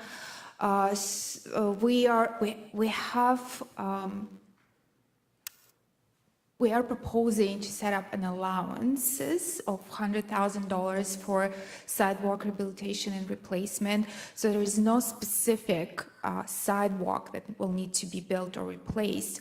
It's just an allowance for a year, and then they come up. So the engineering department will either propose a site or project to utilize these funds, or perhaps the citizens will put forward a request to either replace sidewalk, widen sidewalk, or build a new sidewalk as they come needed in our community. So we've had that before. So this program is not new. We've had it before as well. And we also utilize these funds for if we need to replace not just a panel or two, but a larger stretch of sidewalk that would fall under the capital expenditures. Same for the streetlight replacement program, $55,000. It is an allowance. So we have poles and streetlights that periodically get damaged either by accident or just need replacement because they are old. And also the street, not the poles, but actual luminaires need to be replaced quite often as well. So that $55,000 will allow us to continue maintain our streetlights. So the powered crosswalk, as I mentioned before, $105,000. This project was approved, and it's 2 crosswalks on Charles and Duke and Mutual and St. Andrews. So that's a carry forward project which we began in last year, 2022. There was some delay because we couldn't, Earth is helping us with it, not helping, they're actually doing the work. They ordered equipment, but with all the supply chain problems and issues, we did not receive it in time to install. So we have received it, or Earth received it, so they will have to just install it when weather permits. So bridge and culvert minor rehabilitation and repairs, $115,000. It's an allowance as well. So as council may be aware, we assess our bridges every, is it 4 years or 5 years? Sorry? How often do we assess our bridges, the review? There's a 2-year plan, 50% every year. Okay. 2 years to spend, yes. So we just use those assessment reports to perform any minor work on repairs and rehabilitations of our bridges and culverts. The next is the top coat project. So these projects were completed in prior years. So now we are putting the top coat on these roads to 100%. So these were the projects, the construction projects. So that's the last final top coat we have to put on these roads. So it's about, how many projects? 8 projects. And it's all going to be funded through the community, and I forgot the name of it, so the gas tax.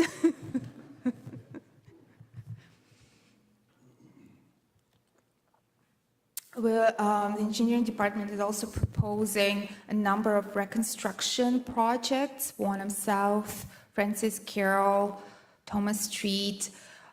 So all of these projects are proposed in conjunction with the county, because county will replace the underground water mains, and we will do the road, and also some of these streets will have to be brought to our standards, like with curbs and gutters and sidewalks, widening sidewalks. So that's the 4 big projects that proposed for this year.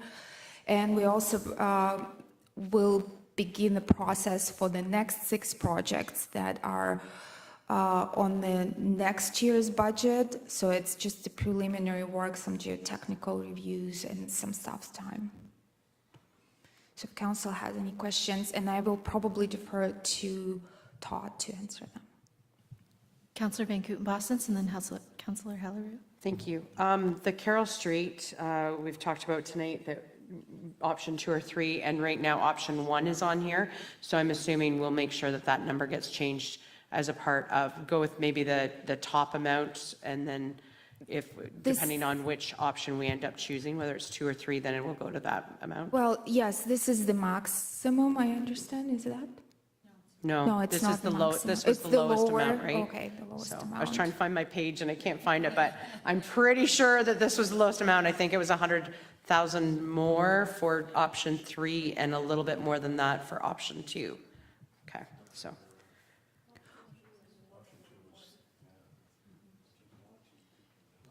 We can amend it now, or once the decision is made, we can amend the budget. Okay, perfect. I just wanted to make sure that that was brought forward. Thank you. Councillor Haliru.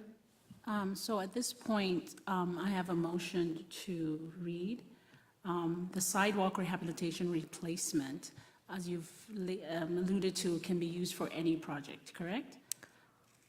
The sidewalk related. Sidewalk project. Yes, we have it. So I'm bringing forward a motion to propose that council approve that this allocation be used for sidewalk replacements and new sidewalks built to the splash pad.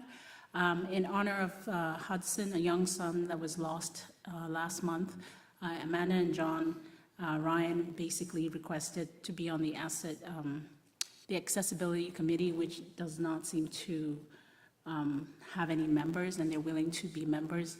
They have contributions that were made in honor of their son that they would also love to add to this. And I had a discussion with the mayor last time, and he has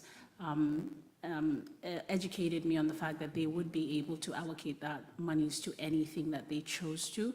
So in absence of the committee and in understanding that these funds could be used for such a project, I wonder if it's something that council could approve so that that is taken into account in honor of this young son and for so many people needing that.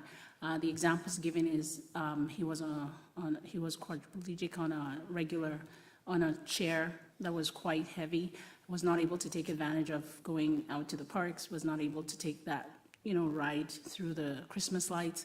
And for so many in the community, they feel like that road should be paved enough that wheelchairs can go on, and especially access to the splash pad from, say, so I want to move a motion for staff to give us a report on how much it would cost, to hope that it's within this budget, and council approve that if you may. So if you wouldn't mind repeating the motion, only because it's different than what is on the sheet here. So the motion is to allocate this sidewalk rehabilitation replacement to the project to build a sidewalk from the bathroom areas to the splash pad, and also a sidewalk pavement that allows for wheelchair access along from the cheese factory through the art center. I'm just going to give staff a moment.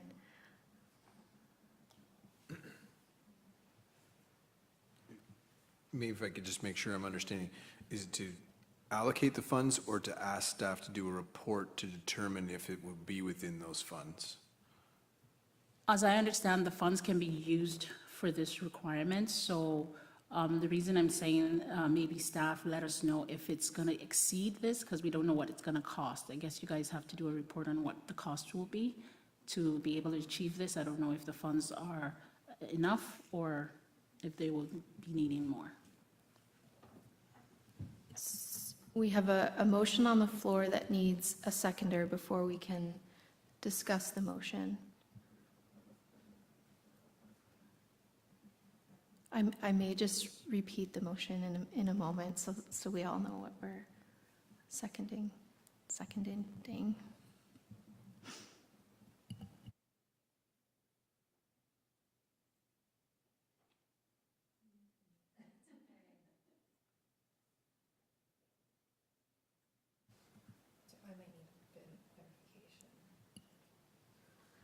Can we is it possible to remove the screen share at this time? I just can't see the council chambers, and I'd prefer to if I could. I think what I'm going to ask if Councillor Haliru would just take a moment and do the motion in writing so that we're not leaving it up to the clerk to decipher. Yeah, I'll give you another one.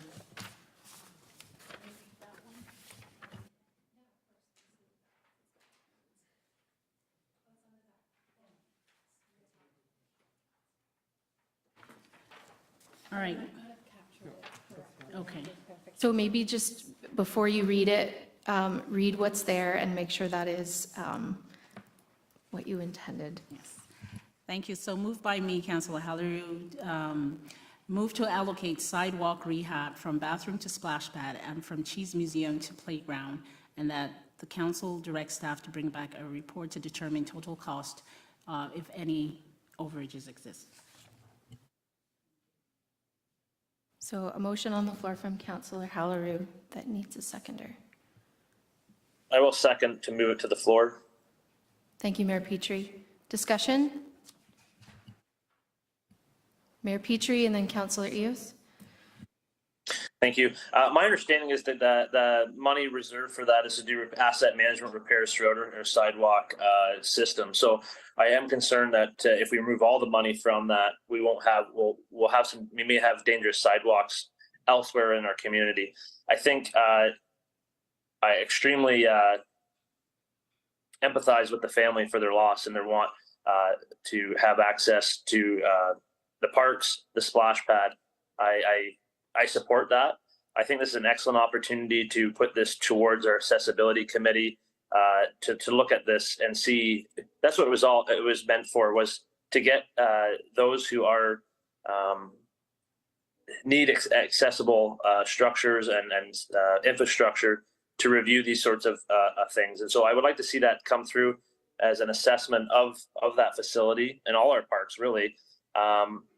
Come through, and then we can have a fulsome discussion, and that can be incorporated within future capital budgets.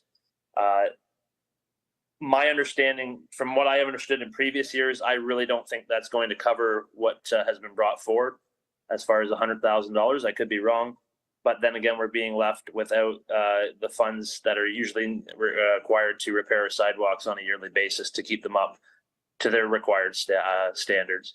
So I would certainly support moving it towards the accessibility committee to have a look at this, and their staff to see what is required. I know our trails, which some of those are included, are required to have some accessibility requirements depending on how they're designed and if they're paved and such. So certainly support having everybody in our community have access to the different facilities. I can't support using this fund at this time, because it will create a deficit, which may cause inefficiencies and deficiencies in our sidewalk program throughout the rest of the community. Thank you. Councillor Hughes. Yes, thank you.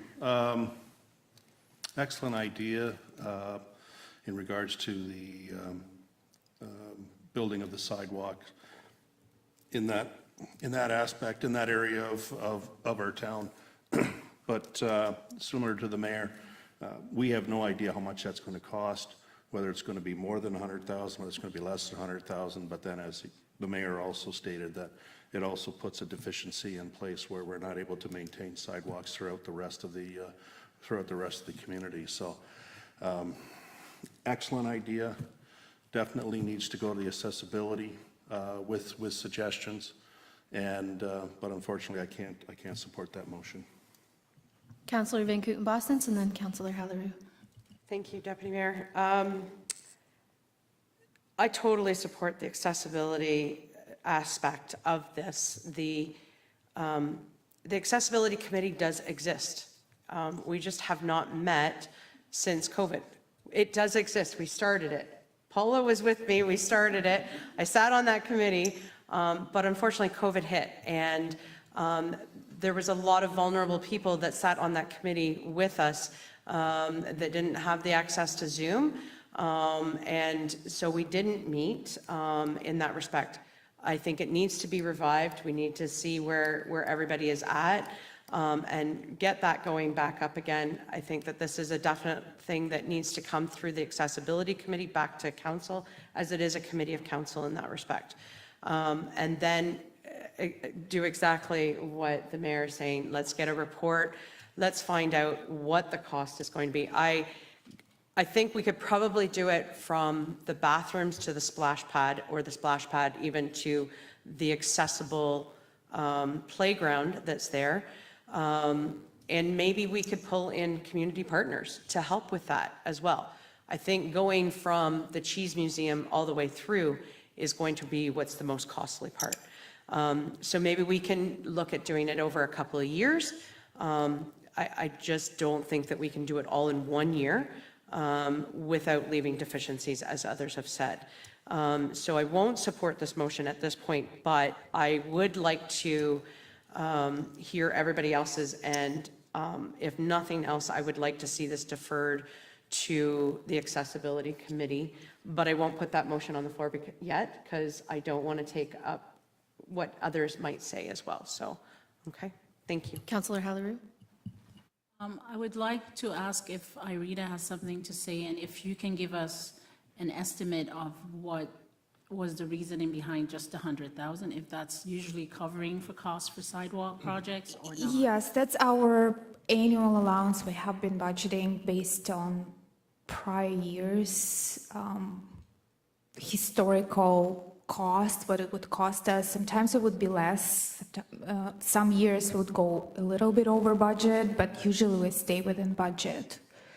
And with the concrete going up, so yeah. Budget impacting right now, or is it 100% from reserves? This is 100% from reserves. So, okay. I think I understand where you're going, but this rehabilitation or replacement is for all of the sidewalks within our community. So if the building, or I'm not even sure who goes out, engineering, I would assume, goes out and finds deficiencies such as bumps in our sidewalks that need to be ground down, that kind of thing, that's when all of that would come out of here, because we didn't identify it beforehand that it needed to be replaced or rehabbed. So that would come out of this. So if we take all of that money and put it into what you're suggesting, then we don't have anything to replace or rehab the sidewalks that are throughout the entire community. Councillor Bowman? Thank you, Deputy Mayor. I have to concur with Councillor Van Kooten-Bosens and Mayor Petrie. I too, I don't want to see us deplete our monies to repair sidewalks that are out there already. Kudos to the family for wanting to put towards this accessibility sidewalk, but I think it should be a project, a standalone project. I think trails are looking at connecting pathways throughout the town. I think this is something they should be brought in on too. There's maybe some funding we can get from there, partnering with them. Accessibility, yeah. If the family wants to sit on the accessibility committee, I think this is an opportunity for them to have a voice and be able to say how they maybe want it to look. So again, I can't support this motion. I think we should leave the $100,000 where it is to fix the sidewalks around town and take this on and put it in the capital budget for next year and do it properly as a project with partners. Any further comments? Final comment. Final comment. The reason I asked that we consider it for this year is because we currently don't in this budget have a request to fix any sidewalks. Am I correct? I'm not aware of any specific. Because if you were aware, they would show up in this budget, correct? Well, yes, it would be identified, specific sidewalks Yeah. would be identified. And that was the reason I conferred with her to be clear on that. And so sometimes it does come that something comes up and it seems like we could put it off and plan it better. But this is a need for people right now. And this is something that not just this family, but a lot of families came together to request, and I've put that request forward. And since there's nothing we're currently taking money away from to do this, I would recommend you kind of just do a little bit of a rethink, because then if we need more money, we have more partners that can continue on this project. At least let's do something, maybe just like Councillor Van Kooten-Bosens says, maybe do one part of it and leave the rest, but I would hesitate to say let's not do anything and defer it till next year, because people do need this right now. Mayor Petrie? Thank you. No, I'm certainly not supportive of doing nothing. I certainly wanted to put it out there to be able to be to those people who know best, those in need of accessibility, to make sure that they have their say on this and what is going to be best. To say that there's no projects lined up, well, that's true right now because they're not doing sidewalk repairs. But every year they do go out there, place sections of sidewalk to make sure that they are, after the winter time comes, it's going to heave it with the thawing of the frost, and then they're going to have sections that need to be replaced. So again, those go as well to accessibility standards as well, to make sure that people aren't not tripping and such on sidewalks that are raised lips. So certainly supportive of the initiative of making sure everybody has accessibility, but I think those within the community who have those needs should certainly have a say. And I think that we can definitely move forward throughout the community as a whole in a much larger way to make sure that, and I think that support from the community will be there when we have a clear and coherent plan of what needs to happen to make sure that the accessibility needs of everybody are met. Thank you, Mayor Petrie. I'm going to call the question because I think Councillor Van Kooten-Bosens. I'm going to move that we defer this to the Accessibility Committee.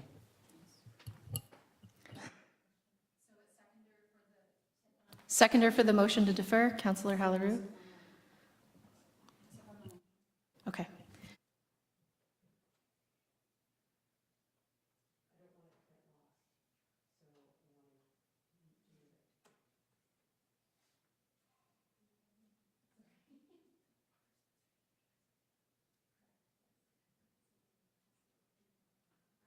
So I'm going to go to the previous motion, call that question, which was Councillor Haliru's initial motion for the path.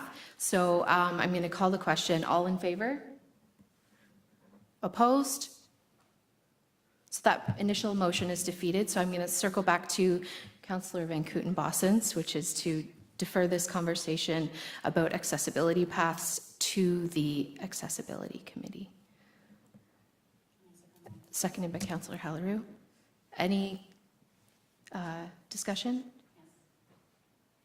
So my question would be, the community is really interested in being a part of it. They have sent an application. So when and how do we communicate this to the public that the Accessibility Committee has people interested right now? Because I don't think we've formed it again. So through the Deputy Mayor to Councillor Haliru.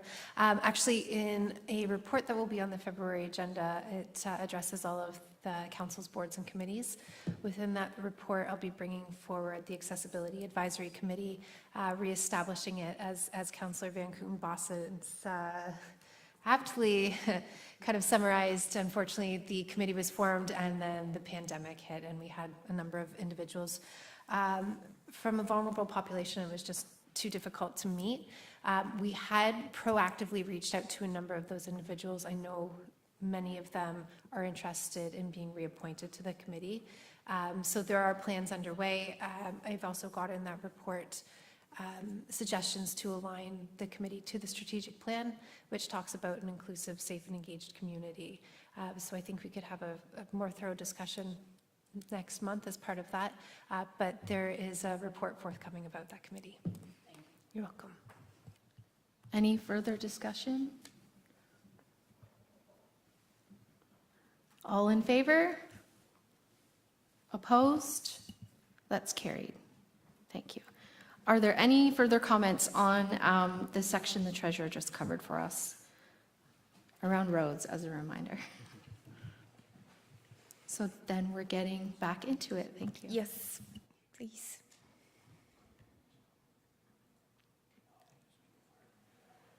Sorry, I don't have, Paula, can you, yes, thank you.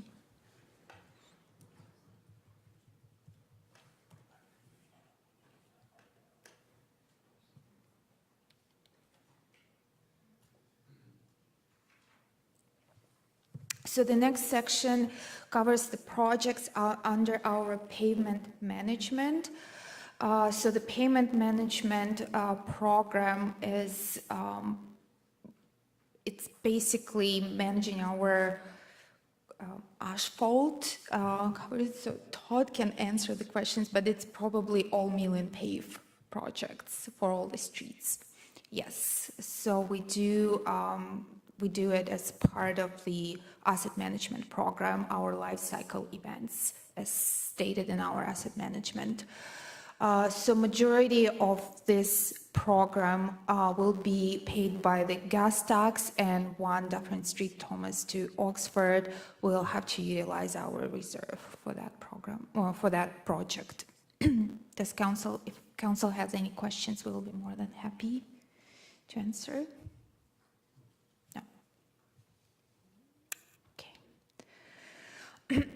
So the next is engineering department. So the 2 GPS units I put it for 2023, but this was proposed actually for 2024, so that will be deferred again. And I did speak with Todd, our engineering technician, today about this project, and he even mentioned that we could potentially defer it to 2025 because the units are in pretty good shape and could be deferred. We could use them for another 2 years. So aerial photography LiDAR, this is imaging. I believe our imaging, the last time we did it was 2005, so it's quite old. We also went through the boundary adjustment, so we need to update that. So, and it's a $75,000 project.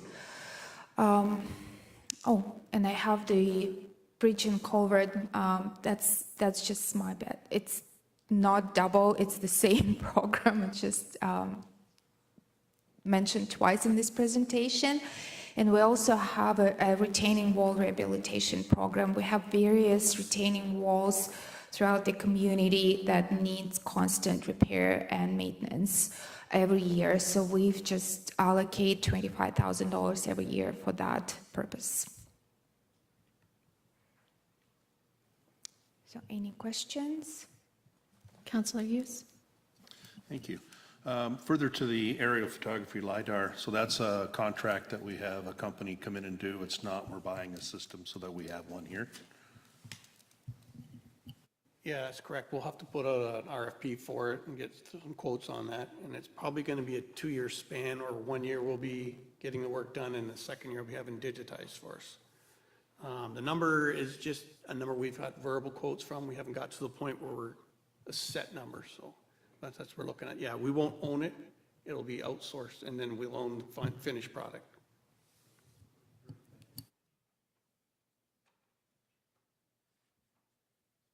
Sorry, Councillor Van Kooten-Bossens. So are we looking to make a motion to take those GPSs out as well then and defer it to to a future budget? Yes, might as well. All right, so I will make a motion that we go ahead and defer the GPS units, the 2 of them, to a future budget discussions. Seconded by Councillor Bowman. Any discussion? All in favor? Opposed? That's carried. Any further questions on this section?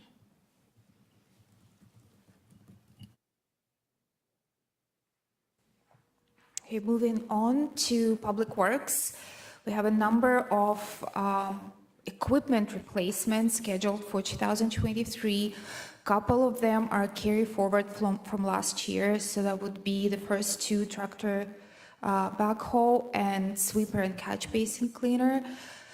So those 2 projects were approved through in 2022 budget. I believe we even had additional reports on that because of the cost, council may recall. So these projects are still, we haven't received the equipment, so hopefully we'll receive this year.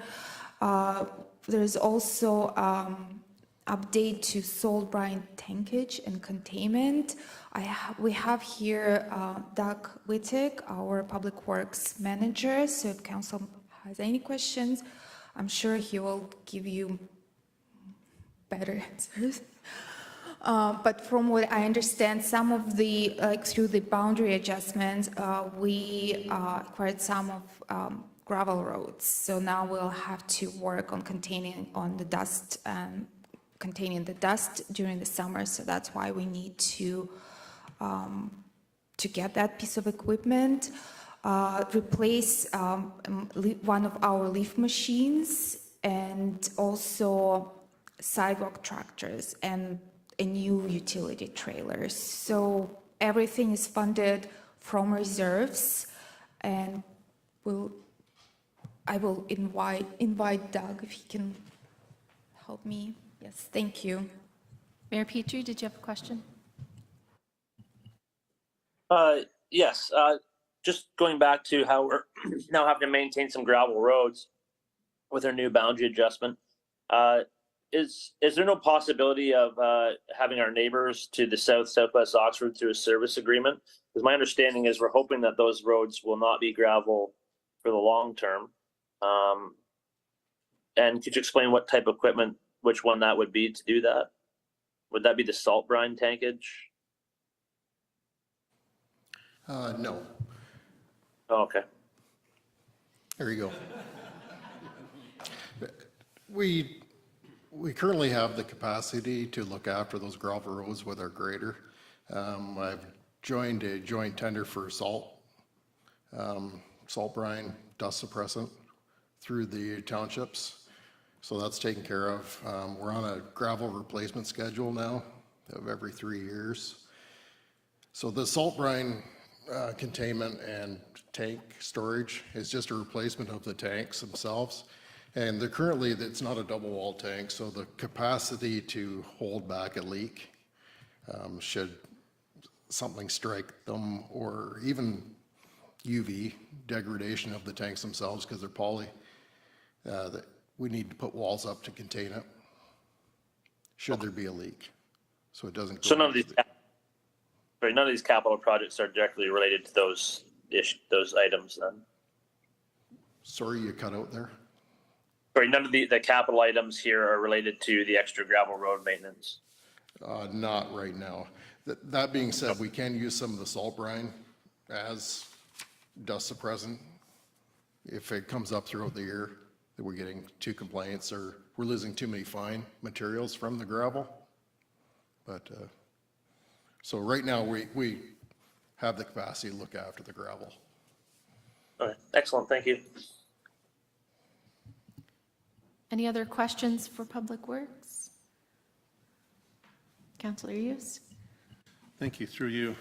Just a clarification. So the first 2 items, the tractor backhoe and then the sweeper catch basin cleaner, those have been ordered. They're just not received yet. Happy days. I have an update. We just received the backhoe today at 2 o'clock. So who knows? Yeah, the sweepers, mystery. Like all things with wheels these days. I honestly couldn't tell you. The backhoe was 5 months late from the promised date, which really isn't that bad.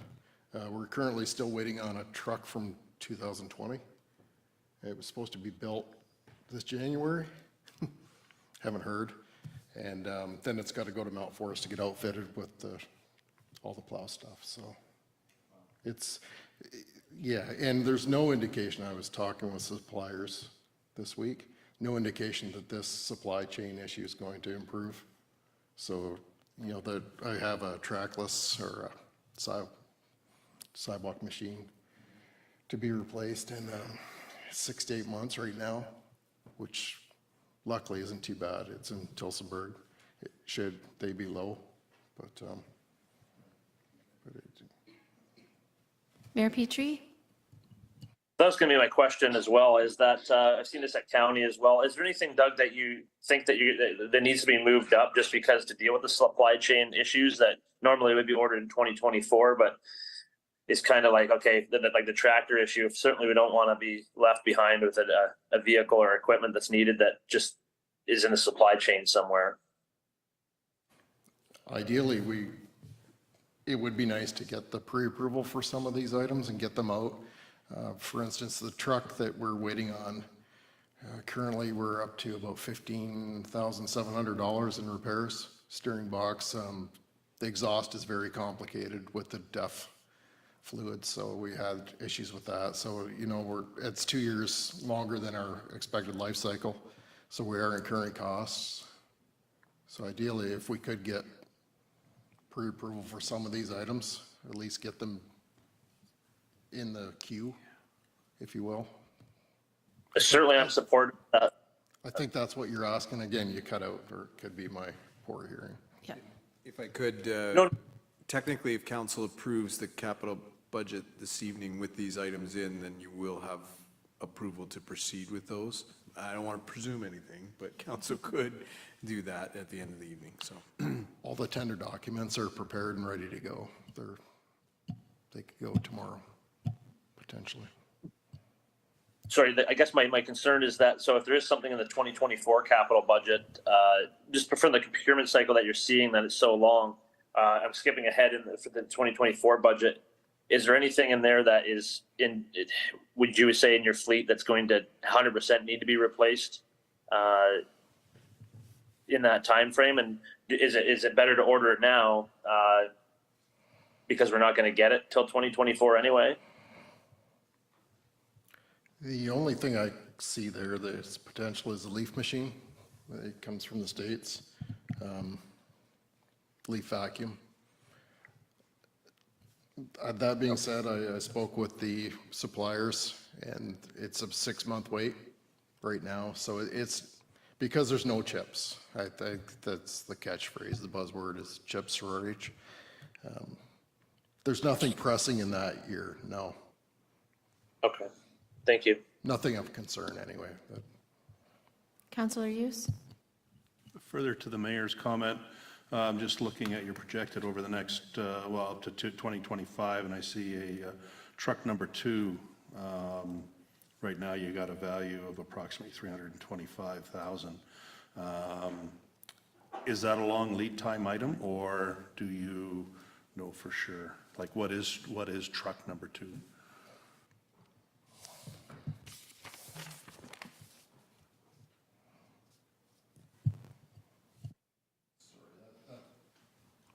That's actually truck number 4. It's hard to see. Okay. It's a plow truck. So there's potential. Oh, yes, you're right. I There's an apologize. issue for that. Truck number 2 is a 1-ton. Gotcha. Oh, okay. Which- So, yeah, $1 a dozen, right? Yeah. Yeah, who knows? So truck number 4, is that something of concern? That is a concern for me. Yeah, absolutely. Okay, so, and again, what type of truck is that? That's obviously a single axle dump. Single axle dump truck. And what's the lead on those? Do you have any idea? No. Okay. It's even difficult to get quotes. Yeah.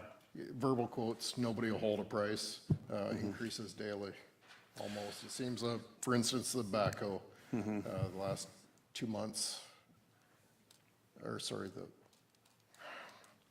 again, hard to tie them down. And I don't blame the dealers because they're beholden to the suppliers, to the factories.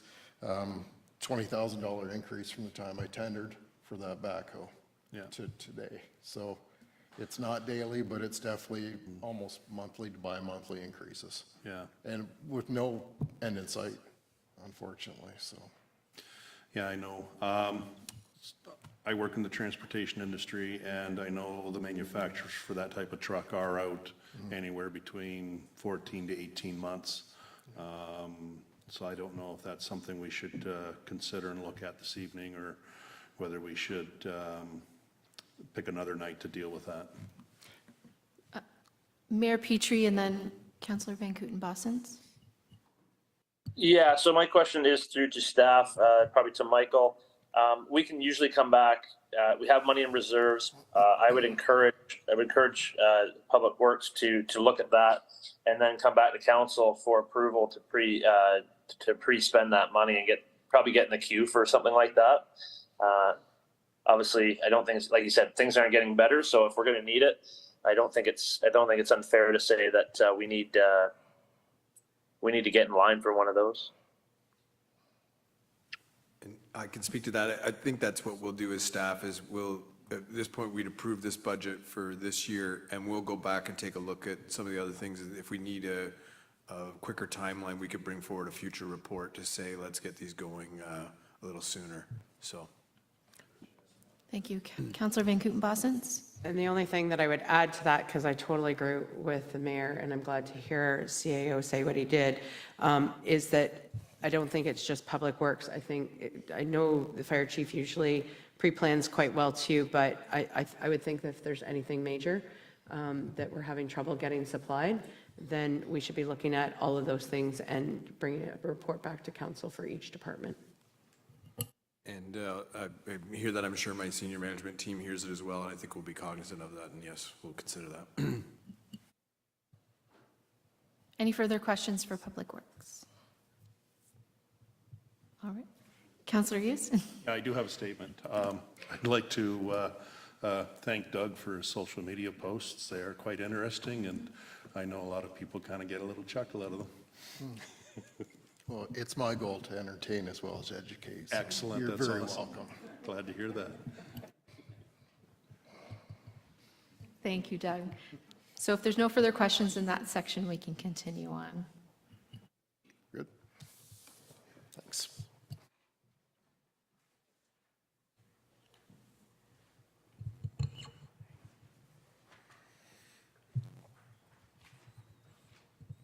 So the next section is the arena, the current arena and Merck. So there are two projects, drawings, specifications, and facility capital campaign coach. That project is carried forward from prior years. The Parks and Recreation, the Director of Parks and Recreation asked to keep the project on the budget.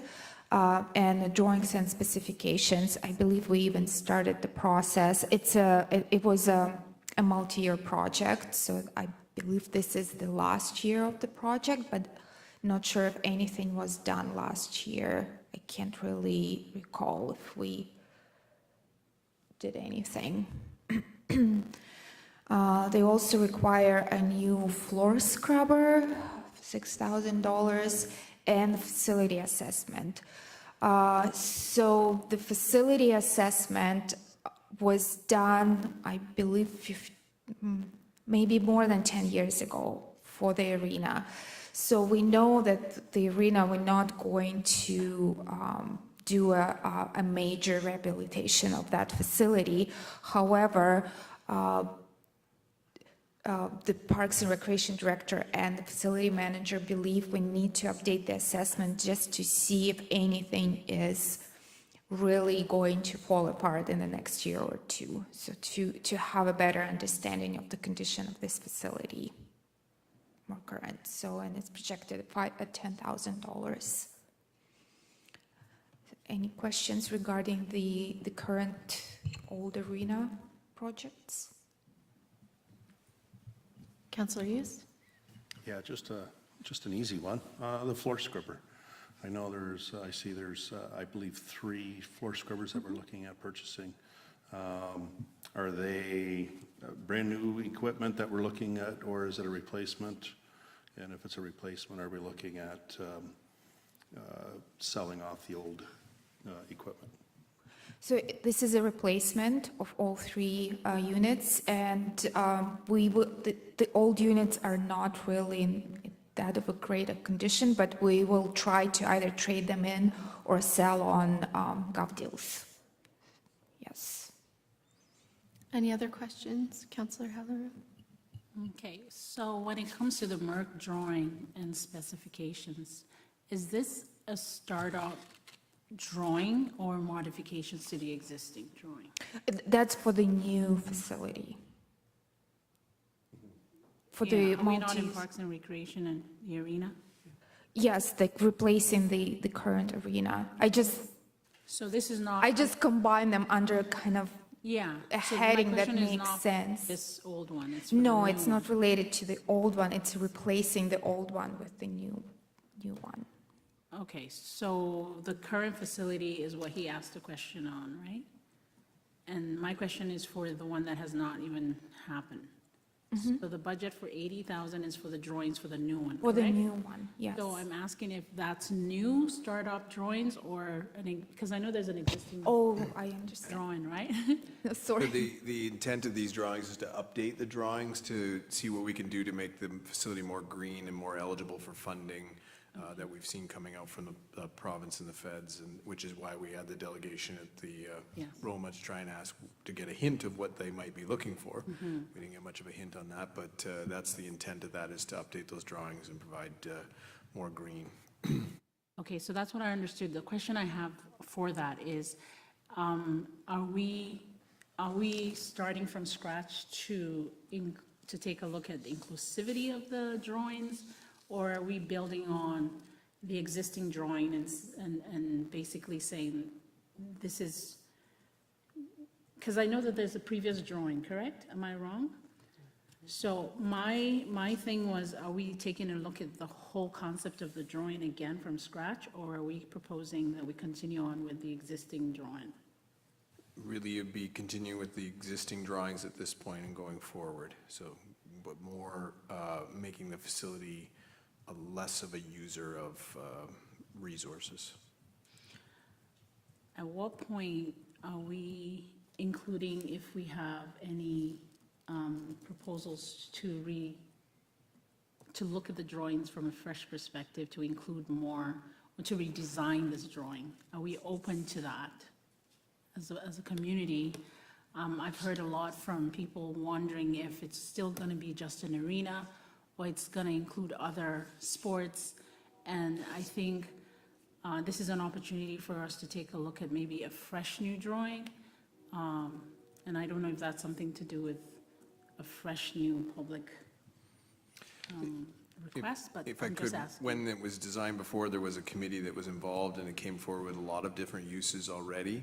And it's not just an arena, there's a number of uses in there. My suggestion to council would be to wait till these drawings are revised and then have them come back, and then council could take a look at that and what that means and what, you know, what uses are already in there, and then they can try to decide.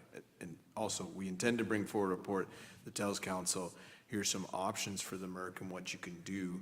Council's going to have to make a decision at some point as to whether or not they're going ahead with the full-blown facility, or whether they're scaling it, or whether they're going to go after funding, or what the options are. If you remember from my presentation previously, council's going to have to make that decision. So what it will be is not fully decided, but I think it's worthwhile we have drawings.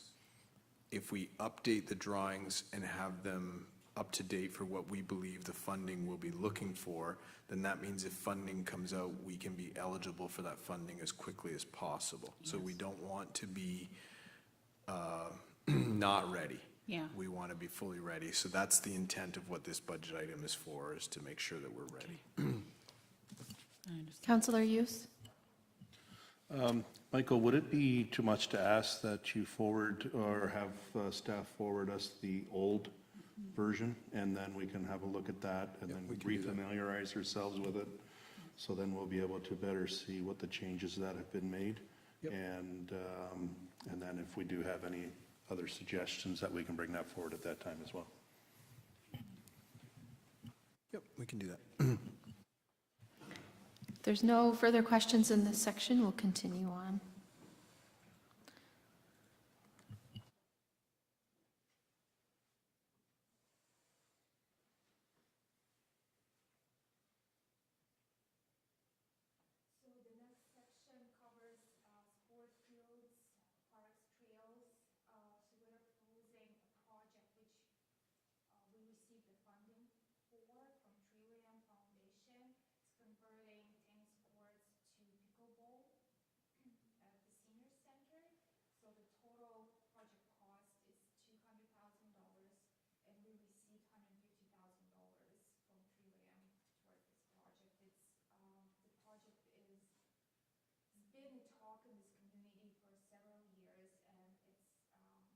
Sorry to interrupt. Is anybody talking? There's no microphone. I am so sorry, Mr. Mayor. I didn't. Okay, so the next section is sport fields, parks, and trails. So we are proposing 3 projects. The first one is converting tennis courts at the senior center to pickleball, for which we received funding from Trillium Foundation so we received $150,000 towards this project. And the project the community has been asking for this for a number of years, so the staff is happy to proceed with this year. So we also have a playground replacement program of $75,000. These funds have been actually allocated, so it's similar to other engineering, to other programs we have, but these funds have been allocated to one of the parks. And I have a note.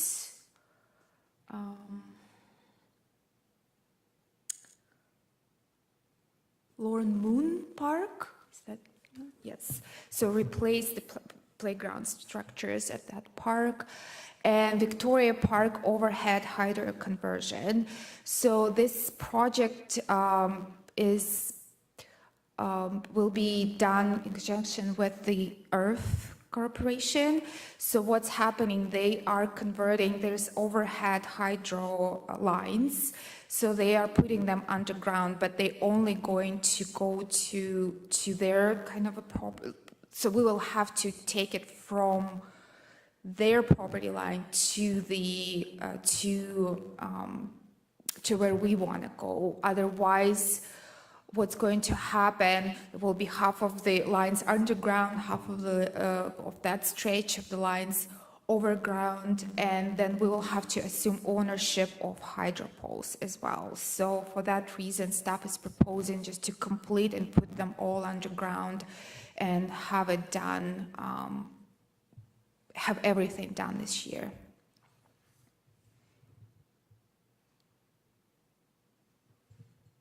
Mayor Petrie?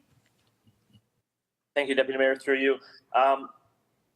What I like about what I'm seeing here is when you look at the recreational master plan and the recommendations in here, you're seeing it here through the playground replacement program, Lauren Moon, and there was a couple other ones that are specifically identified in there. So I'm very pleased to see staff using those documents. Same with the reconstruction of the pickleball courts. So very pleased to have those sort of documents used. And if you're not familiar, it was replaced. The Recreation Master Plan was approved last year. It's a great document. If you haven't had a chance to read it, please do. Because again, you're going to see these you see it in the 10-year capital program as well. That document being used to replace some of these structures. So thank you for that.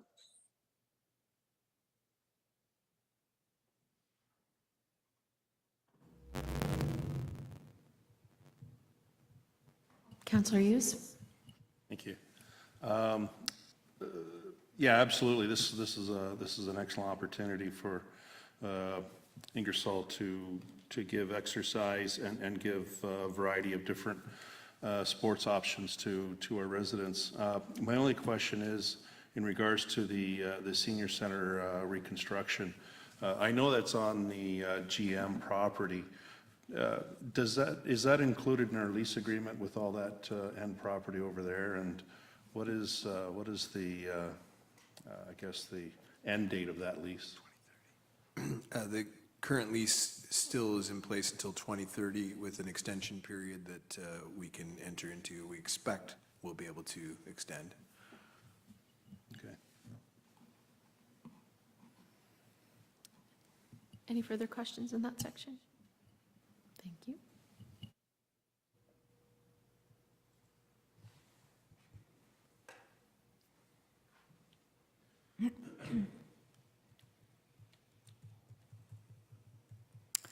So the next section is equipment for our parks department. So they're looking, this project actually have been completed. Apparently we received this truck in 2023. There was another truck, which is flatbed. There was 2 trucks on 2022 budget, one of which we received. I was under the impression that we received the flatbed, but still waiting on the Chevy pickup, but it's vice versa. So we received the Chevy pickup, but still waiting on the flatbed, which was approved through 2022 budget. Then they're looking at replacing one of the riding mowers and the facility manager's truck. So there are 3. So one project is a carry forward, and 2 are 2 new projects for 2023 budget. So any questions? No? Councillor Hughes? Thank you. So to replace the facility manager's truck, what type of vehicle does he have at this point in time? Well, I believe it's a full-size pickup truck. Okay. Yes, and they do carry a lot of, they need a pickup truck for sure. Yeah, no, I would understand that. Okay. no problem. And the tender hasn't been put out yet? No, they are waiting on the approval of the budget. I understand, okay. Then the John Deere riding lawnmower, I'm sorry, may I ask? Okay, thank you. The John Deere riding lawnmower, what is any idea on the lead time on those units? Unfortunately, I can't answer this question. I will have to defer it to the parks manager. Okay, and that'll also be put out in tender. Are they fixed on a John Deere, or are there other manufacturers out there that they would consider, somebody like maybe Kubota or that type of thing? I don't believe they fixed, I think it's the current mower is John Deere, and they're just saying we are replacing the John Deere with a lawnmower. Any other questions? All right.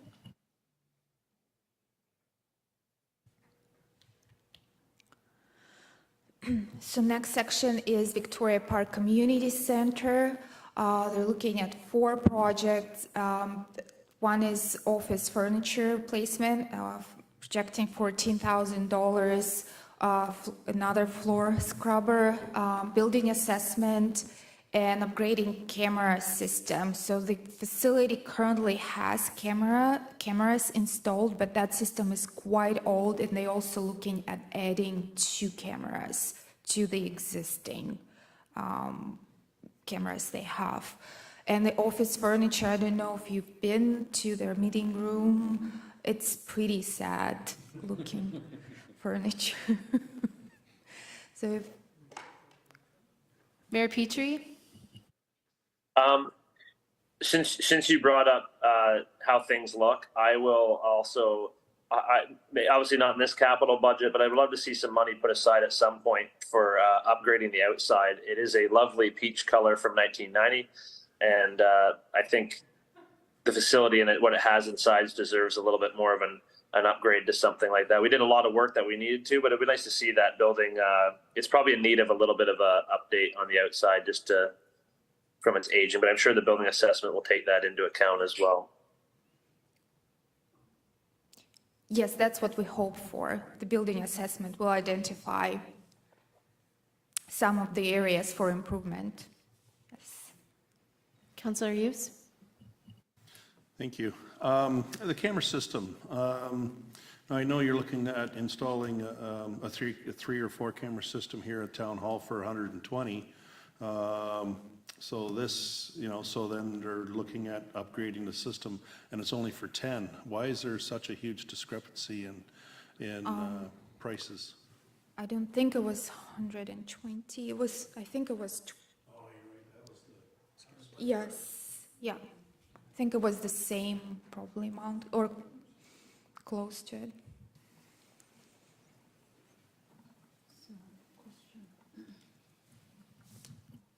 Councillor Van Kouten-Vossens and then Councillor Haliru, sorry. So just off of that, I'm assuming when we're looking at replacing floor scrubbers at different facilities and camera system upgrades and all that kind of thing, that we're combining, we're getting the best bang for our buck. That's my assumption. I'm seeing you shake your head, so yes, that's that would correct. be the case. All right, perfect. I don't want people out there thinking that we're not being that way. That would be my assumption. I've heard it in the past, but it's always good to ask that question and make sure, because you're right. If there's that much of a discrepancy, then absolutely why, but no. Yeah, so thank you for confirming that, Irina. Thanks. Thank you. Councillor Haliru, did that answer your question? Okay.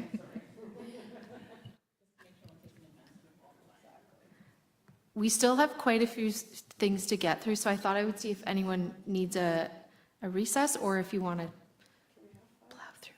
Let's do 5 minutes. Okay. Yes.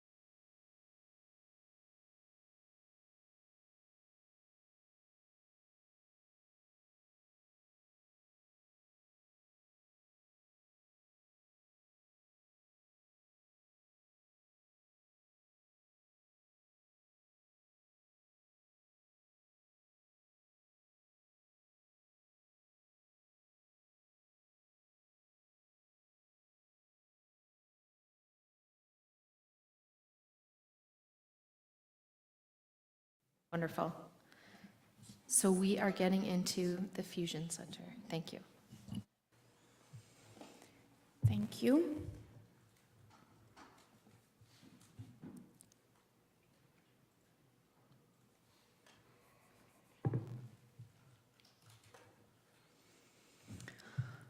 Fusion Center project, talking about building automation system.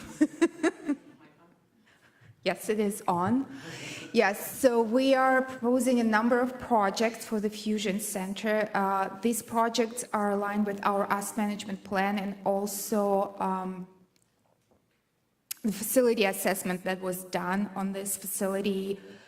I believe it was last year or the year before. So we are just following through the facility assessment. So the building automation system, $50,000. So we have one here at the town hall that allows to set the thermostats and control it remotely. Yes, that's. So there is not only. So all these projects, pretty much all of them, were identified on the report we just reviewed for the to apply to work with grant match. So hopefully we will receive funding for them. But also the building automation system will generate some savings, energy savings, and we are projecting that it will be. It will be paid for in about 3 or 4 years through savings alone. So looking at flooring, replacing some flooring, finishing up replacing flooring at the Fusion Center. So some of the areas have been replaced, so that's just to finish up the facility. All the offices, Joe have identified the areas. So it would be hallways, then the art room, all the offices, so we'll finish up the facility and will look presentable.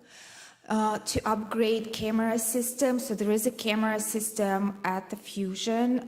They are looking at upgrading because it's getting quite old, and I believe they also want to install a couple additional cameras throughout the facility. Replacing windows according as per the facility assessment. Also, the exterior brick needs some repair to be done. That was identified in facility assessment as well. The HVAC unit and the gym needs to be replaced. Then paving for new basketball courts and nets. So they are proposing the Fusion manager is proposing to relocate the basketball courts to the volleyball area, which is underutilized right now. Yes, so now basketball nets, I think they installed like on a parking lot, which is not very, it's not a great location for that.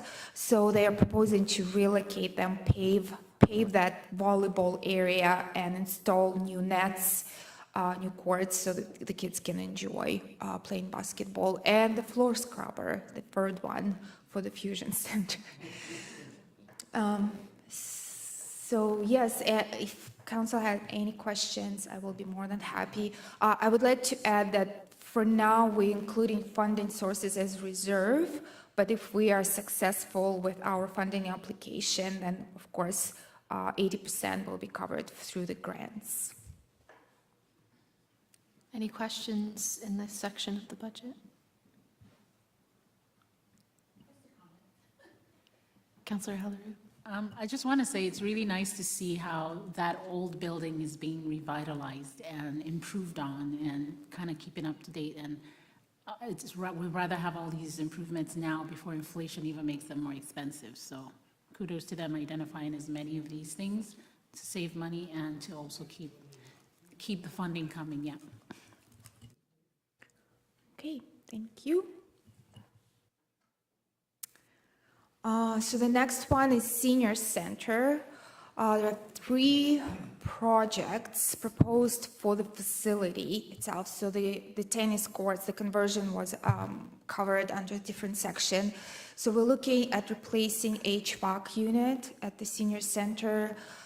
Then the building assessment needs to be done just to see if whether or not we need to look at other, it requires more work, and replacing flooring in the dining room. So the HVAC unit we need to replace it. There is no, we can't postpone any longer because it was really acting up last summer, and the facility manager doesn't believe it will survive this summer, so it needs to be replaced.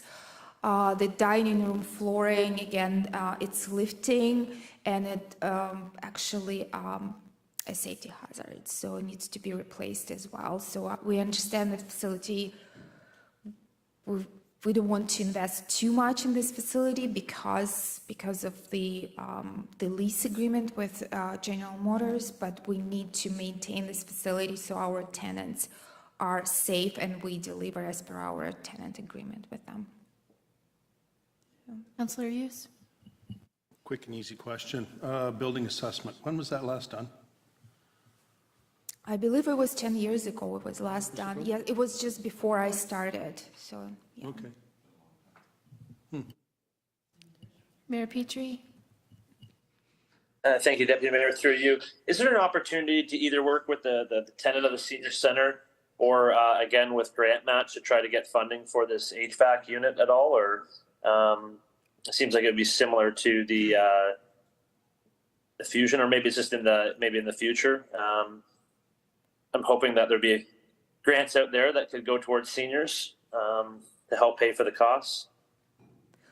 We absolutely will bring this up with grant match.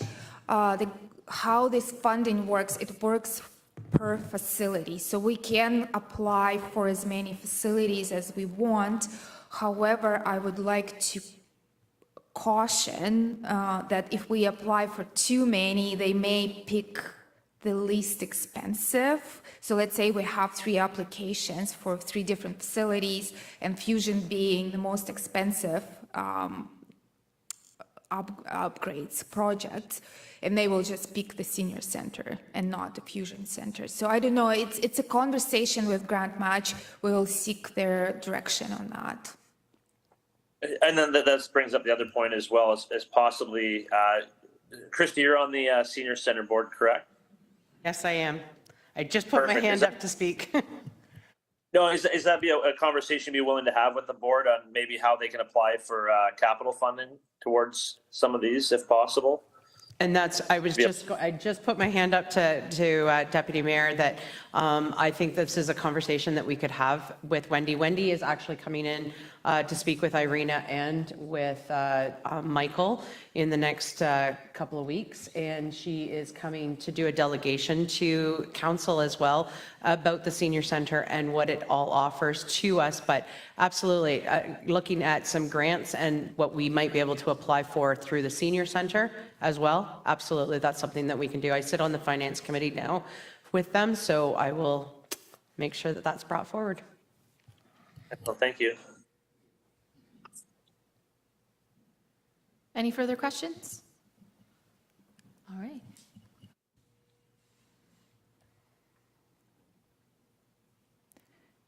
Next is probably museum. Yes, yes.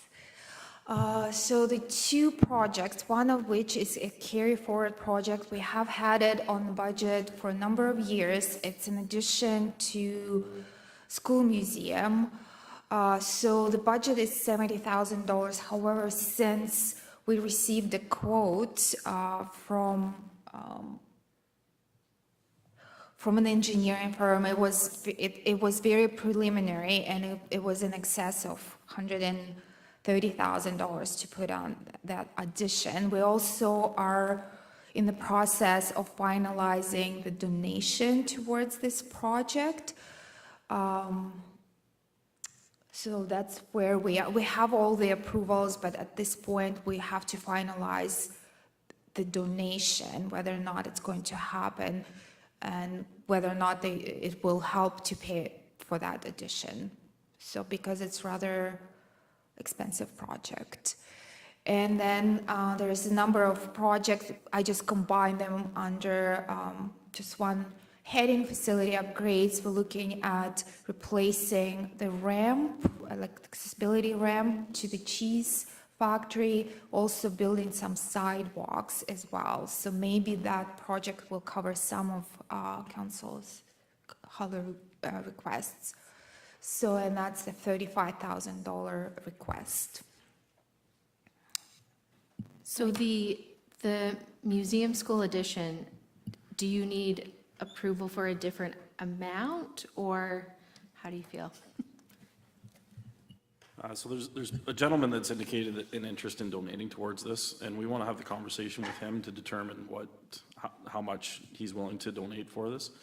To this point, we've had an architect do a design. I think there's even a 3D model of what this will look like. We also had a conversation to get a rough estimate on the cost of the project. So these are all things that we can take to that conversation with the donor to determine what level of funding he'll provide. So all that background work's completed, so now we can have that conversation. So I think my suggestion would be that we leave the amount at this amount right now until I think we're trying to peg where we're going to be. I think this is a fair guess. And if something were to change and that donation amount was different than what we think it will be, or the project, we'd have to bring forward a report to come back to council to modify that project. Any other questions? And I believe this is the final slide about the projects of economic development. So we're looking at some projects that were carried forward from last year. So there was 2 signs. Maybe Curtis will be able to. Yes, he would be. I'll just speak to these. So we have a current sign, the Ingersoll sign that's on our industrial land. That's slated to be road widening for the 401. So that needs to be relocated anyway, and it's not necessarily in the greatest location for visibility. So what we're seeking is a permit from the MTO to put a relocation of that sign to the cloverleaf at Highway 19, and then develop a new sign that matches it at the 401 and Cloden Road interchange. We were lucky enough in the boundary adjustment, I think it was actually Southwest Oxford that came up with this idea, but gave us the interchanges as part of the boundary adjustment in order to have these signs in the cloverleafs. So it's a relocation. Like really, this is all kind of one project. There's going to be some cost to moving the sign, and the LED lighting is temperamental at best. So we'll be upgrading that, and then a new sign to match it. So it may not, like, the total project for those 2 things is likely $65,000, but it may not balance out to be $30,000 for this relocation and $35,000 for the new. It might be sort of a blending of, $50,000 for the new sign and $15,000 for the relocation, or somewhere along those lines. So that's what that project is all about. But we've started the conversation with MTO about permits, and we didn't get the permit last year, so we couldn't proceed with the project. Thank you. And the finishing up the servicing of the industrial lands, there's still some street lights that need to be installed. That's a carry forward project as well, and the topsoil. So I know we're working on options of how to deal with the excess topsoil, whether or not we can dispose of it or sell it. So we are looking at options. So the $500,000 budget is basically worst case scenario. We'll have to remove it, but for now, it doesn't have to be removed. If Curtis may have anything to add. I'll speak to this too, because I'm sure that everybody has the same sort of questions. So the streetlights, I believe, will be able to proportionately share among all the beneficiary properties. So, but the topsoil trucking, so we've put it on the radar of a number of different companies that may be interested in using the topsoil.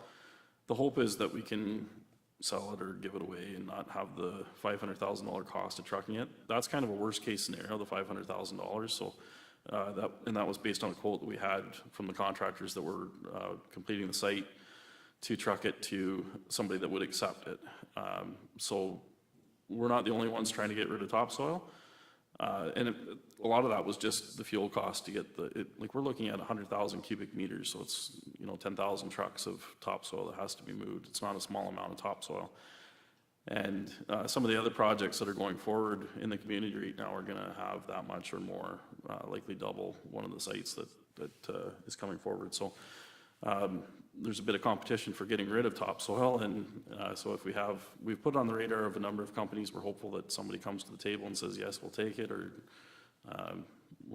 obviously I'm seeking compensation for it, but even if we got rid of it, I think it'd be a benefit. So it's just a worst case scenario if we have to move and to deal with the lands or develop the lands one way or another, then that's what that $500,000 is for. Any other questions? Councillor Hughes? Thank you. Through you, Deputy Mayor. So the sign relocation to the 401-19 highway and obviously a new sign at Culloden Road. Do we have any idea on what those signs are going to look like? Are we going to go with just a repeat of what we already have there, or are we going to look at a new, fresh, a little more modern looking sign at the 401? This is a two-part question. The second part is, with the boundary adjustment, are we going to be adjusting signs out to the new boundaries of the Welcome to Ingersoll, or are we going to leave them currently where they are? So the project that we budgeted for is the sign relocation. So that's the current sign that's on the industrial land that's fronting the 401. So that sign's not that old, it's 5 years old. So it would be relocating that, and the intention was to match that sign so that it was the same look on eastbound and westbound on the 401. If council has other ideas, then happy to hear them. And then as far as moving the welcome signs out, right now I think the majority of traffic is coming, some of the east and westbound, or eastern side and western side, on the east side of town, that sign hasn't changed. The boundary hasn't changed for that sign. We don't have one on Clark Road, so that one wouldn't be affected. On the south side, I think the welcome signs off the 401 are warranted. As far as relocation of the western side, we can look at that. That one might make some sense to relocate. But we haven't planned for new signs for the boundary adjustment lands at this point.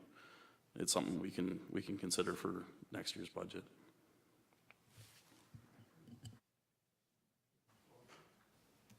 Any other questions?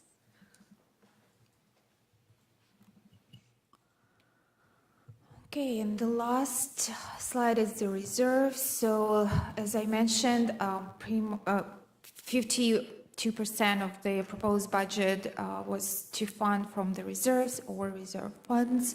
So that's how our reserves will look like at the end of this year, 2023. So we are projecting a reserves ending balances of a little bit over $21 million. It's a decrease of 1.1 million just because we have quite a bit of carry forward projects. So that's the impact of the carry forward projects. And this is just another graph just to show you. Yes, sorry, it just disappeared on me, but it's just just to show the history of how we grew and built our reserves. And that concludes my presentation for tonight.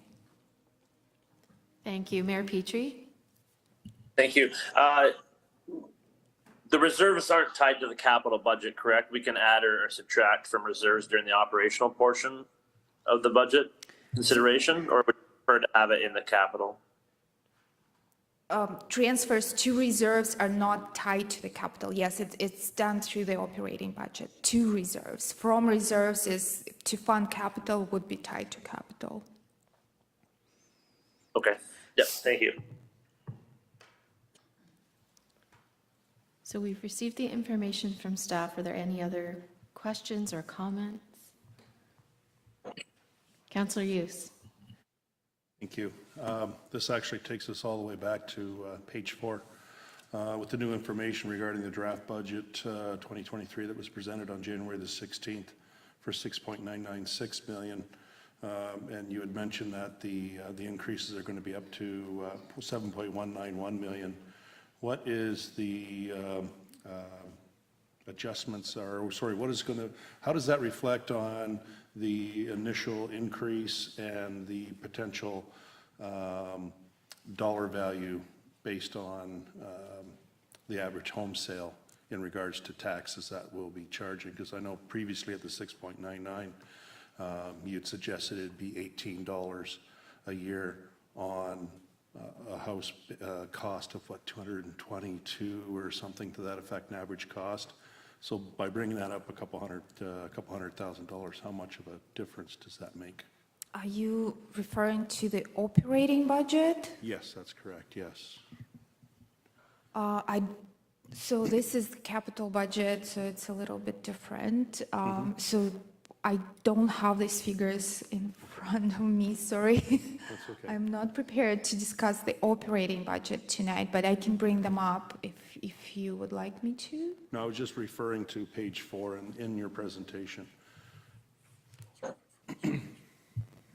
Well, yes, so these are all transfers from reserves, so there will be no impact on the levy. Councillor Haliru. Yes, thank you. So through you, Mayor, I just made some notes on some of those transfers that are not going to be used this year anymore. And it's almost like we've gone over 100,000 of things that may not be. And if we consider that we may not move dirt, we actually have some savings in this proposed budget, correct? Yes, so I have been following the budget, the discussion, deliberations, so I've made adjustments to the original amount. So the original was $7,191,000. So looking at, I took out 2 projects that the fire chief proposed to defer. Then I've took out the GPS units for the engineering department. I have increased the Carroll Street project to what was proposed through the special report. I believe that would be it. And savings from the truck, the building inspector truck. We haven't made any adjustment to the amount. Okay, Yes. all right. So, and the total budget is $7,099,000. So we saved about 100,000, okay.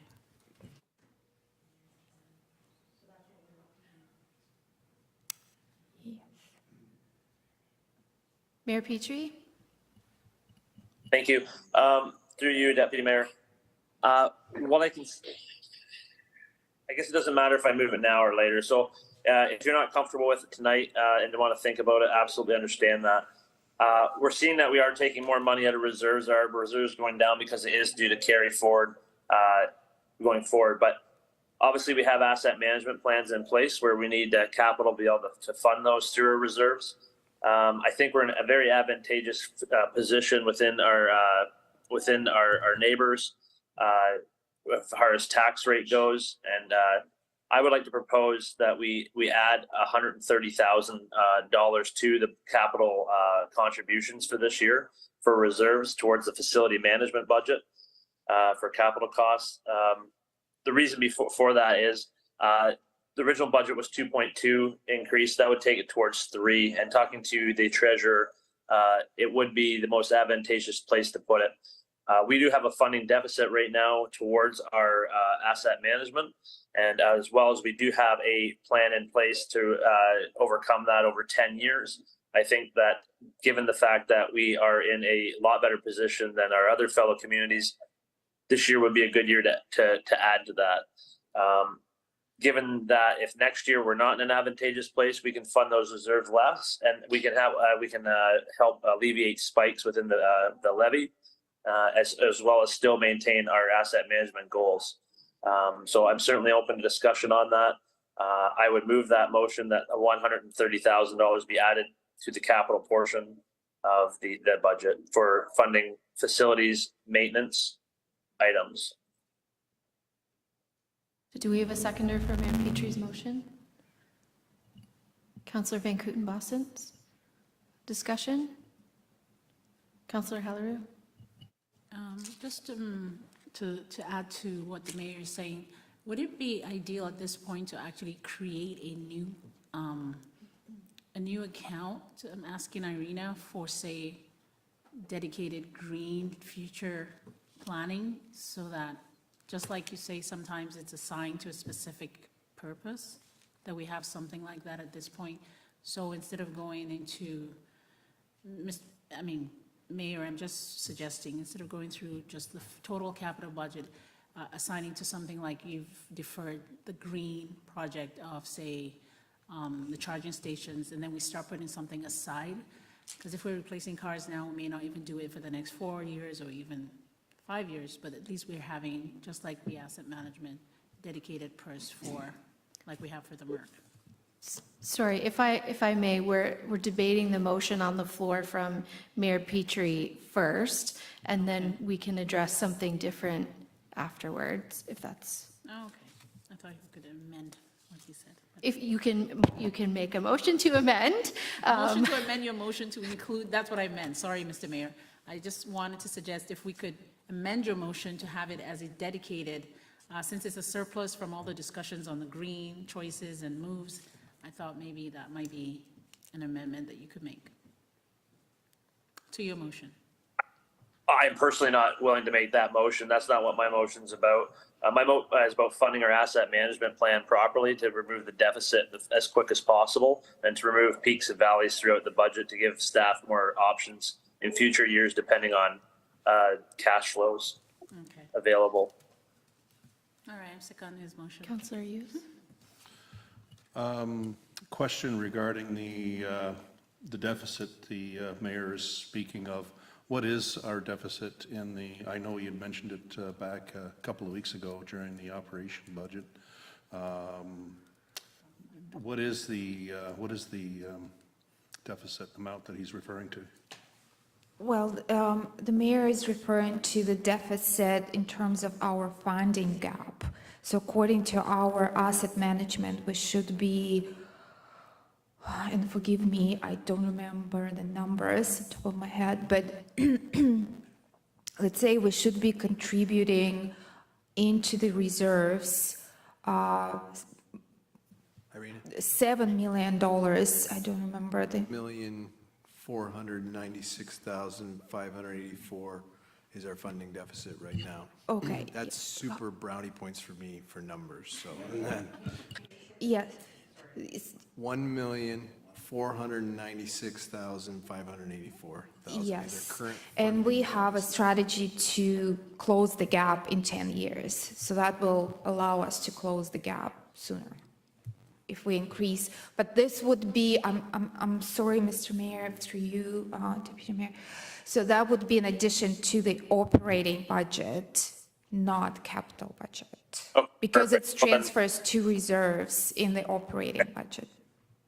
Sorry, I just didn't want to miss out the opportunity to have that discussion. So at this time, I'll rescind my motion, and I'll put that through as a notice of motion for the next budget meeting.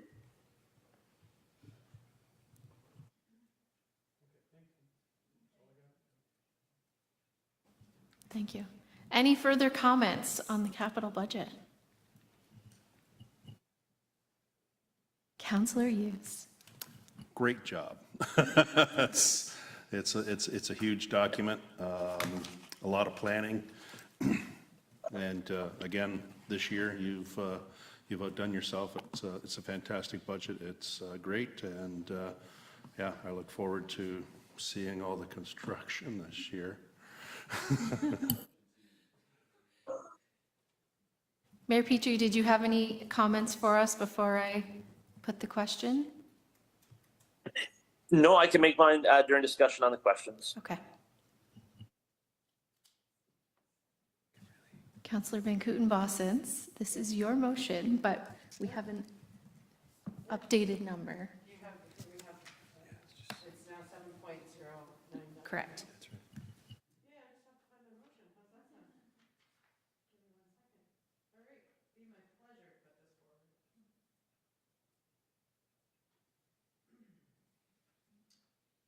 Moved by myself, Councillor Van Kooten-Bosens, seconded by Councillor Bowman, that the Council of the Corporation of the Town of Ingersoll receive staff report T-003-23 as information, and that the 2023 capital budget totaling $7,099,000 as listed in attachment 1 be approved, and that the funding sources, I probably should say as amended, right? As amended in attachment 1. Sorry. Reading as I go, be approved, and that the funding sources for each capital project be approved as those listed in attachment 1. Thank you. Discussion? Mayor Petrie. Thank you very much. Through you, Deputy Mayor, first, great job tonight. Thank you for taking up the role and being able to hop in the chair at a kind of last minute's notice. So I appreciate that very much. Second of all, thank you to staff for the budget. What I really love about seeing how these capital budgets are coming together, and our operating budget as well, is this is based off policy. Whether it be the recreational master plan that I talked about, whether it be asset management plan, whether it be strategic plan. All these things that we're seeing now, there's always some things that pop up that aren't part of that or out of our control, but the vast majority of the numbers and the items in these budgets are all based off building assessments and plans that were put in place to make sure that we knew where our assets were and where our capital needs are. So kudos to staff. Thank you very much for implementing all those, and I have my full support for this capital budget tonight. Thank you, Mayor Petrie. Councillor Van Kooten-Bosens. Well, I concur with what you just said, Mayor Petrie, but I want to express my thanks to staff.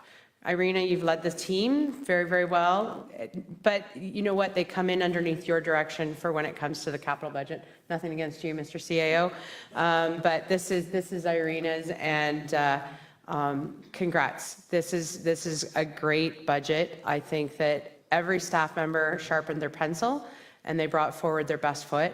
And I'm excited to see the amount of projects that we've got planned for this year. People in this town can't say that we haven't got stuff going on. They're going to get frustrated with us as long as we don't have too many roads closed all at the same time. Engineering's not here anymore, so maybe we can make sure that that gets passed along. We had that a couple of years ago where we had like all these major streets all being closed at the same time, but I'm excited. This is great, and I think there was great discussion that happened around the table. Congratulations, Deputy Mayor, for chairing this meeting. Not an easy one to do, and you had to flip around a lot. So I hope the mayor enjoys his beautiful sunshine, and he better bring back some more. But great job all the way around the table, guys, tonight. So I'm excited. Thank you. Thank you. Any further comments? Discussion? Exciting. I'm going to call the question. All in favor? Opposed? The capital budget is passed.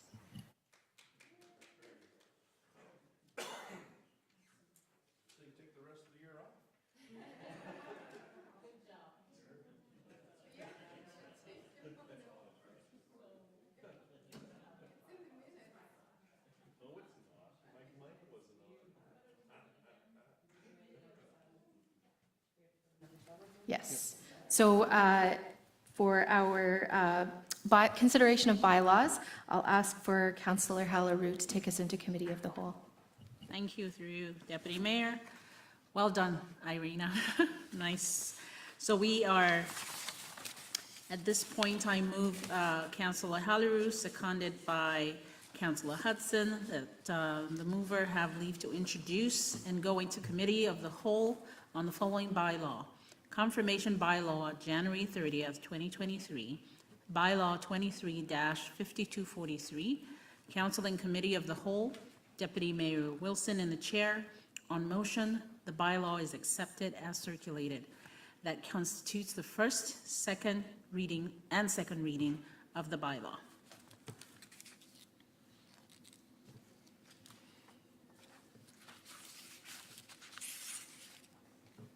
Sorry, I was doing so well.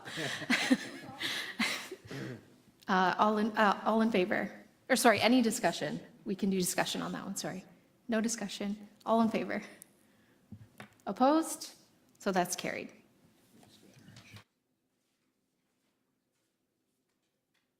Okay. And Councillor Hudson. Moved by myself, seconded by Councillor Van Kooten-Bosson, that the committee do now rise out of Committee of the Whole. Thank you. And now back over to Councillor, oh, I'm sorry. All in favor? Opposed? That's carried. And now over to Councillor Van Kooten-Bosson. Moved by myself, Councillor Van Kooten-Bosson, seconded by Councillor Bowman, that the bylaw 23-5243 be now read a third time, passed, signed, and sealed, and that this constitutes the third reading of the bylaw. Thank you. All in favor? Opposed? That's carried. Now, Councillor Bowman. Thank you, Deputy Mayor. Moved by myself, Councillor Bowman, seconded by Councillor Hughes, that the Council of the Corporation of the Town of Ingersoll adjourns the January 30th, 2023 special meeting of Council at 9:49 p.m. Thank you. Oh, goodness. Question? I was so excited that we approved the budget. All in favor? Opposed? Adjourned. Yeah. Oh, sorry. Yeah. Goodness. Yeah, we're out of here. Yeah. Those were extra in case you wanted to make motions throughout the meeting. Those are just extra. Nice to see you still here, Mike.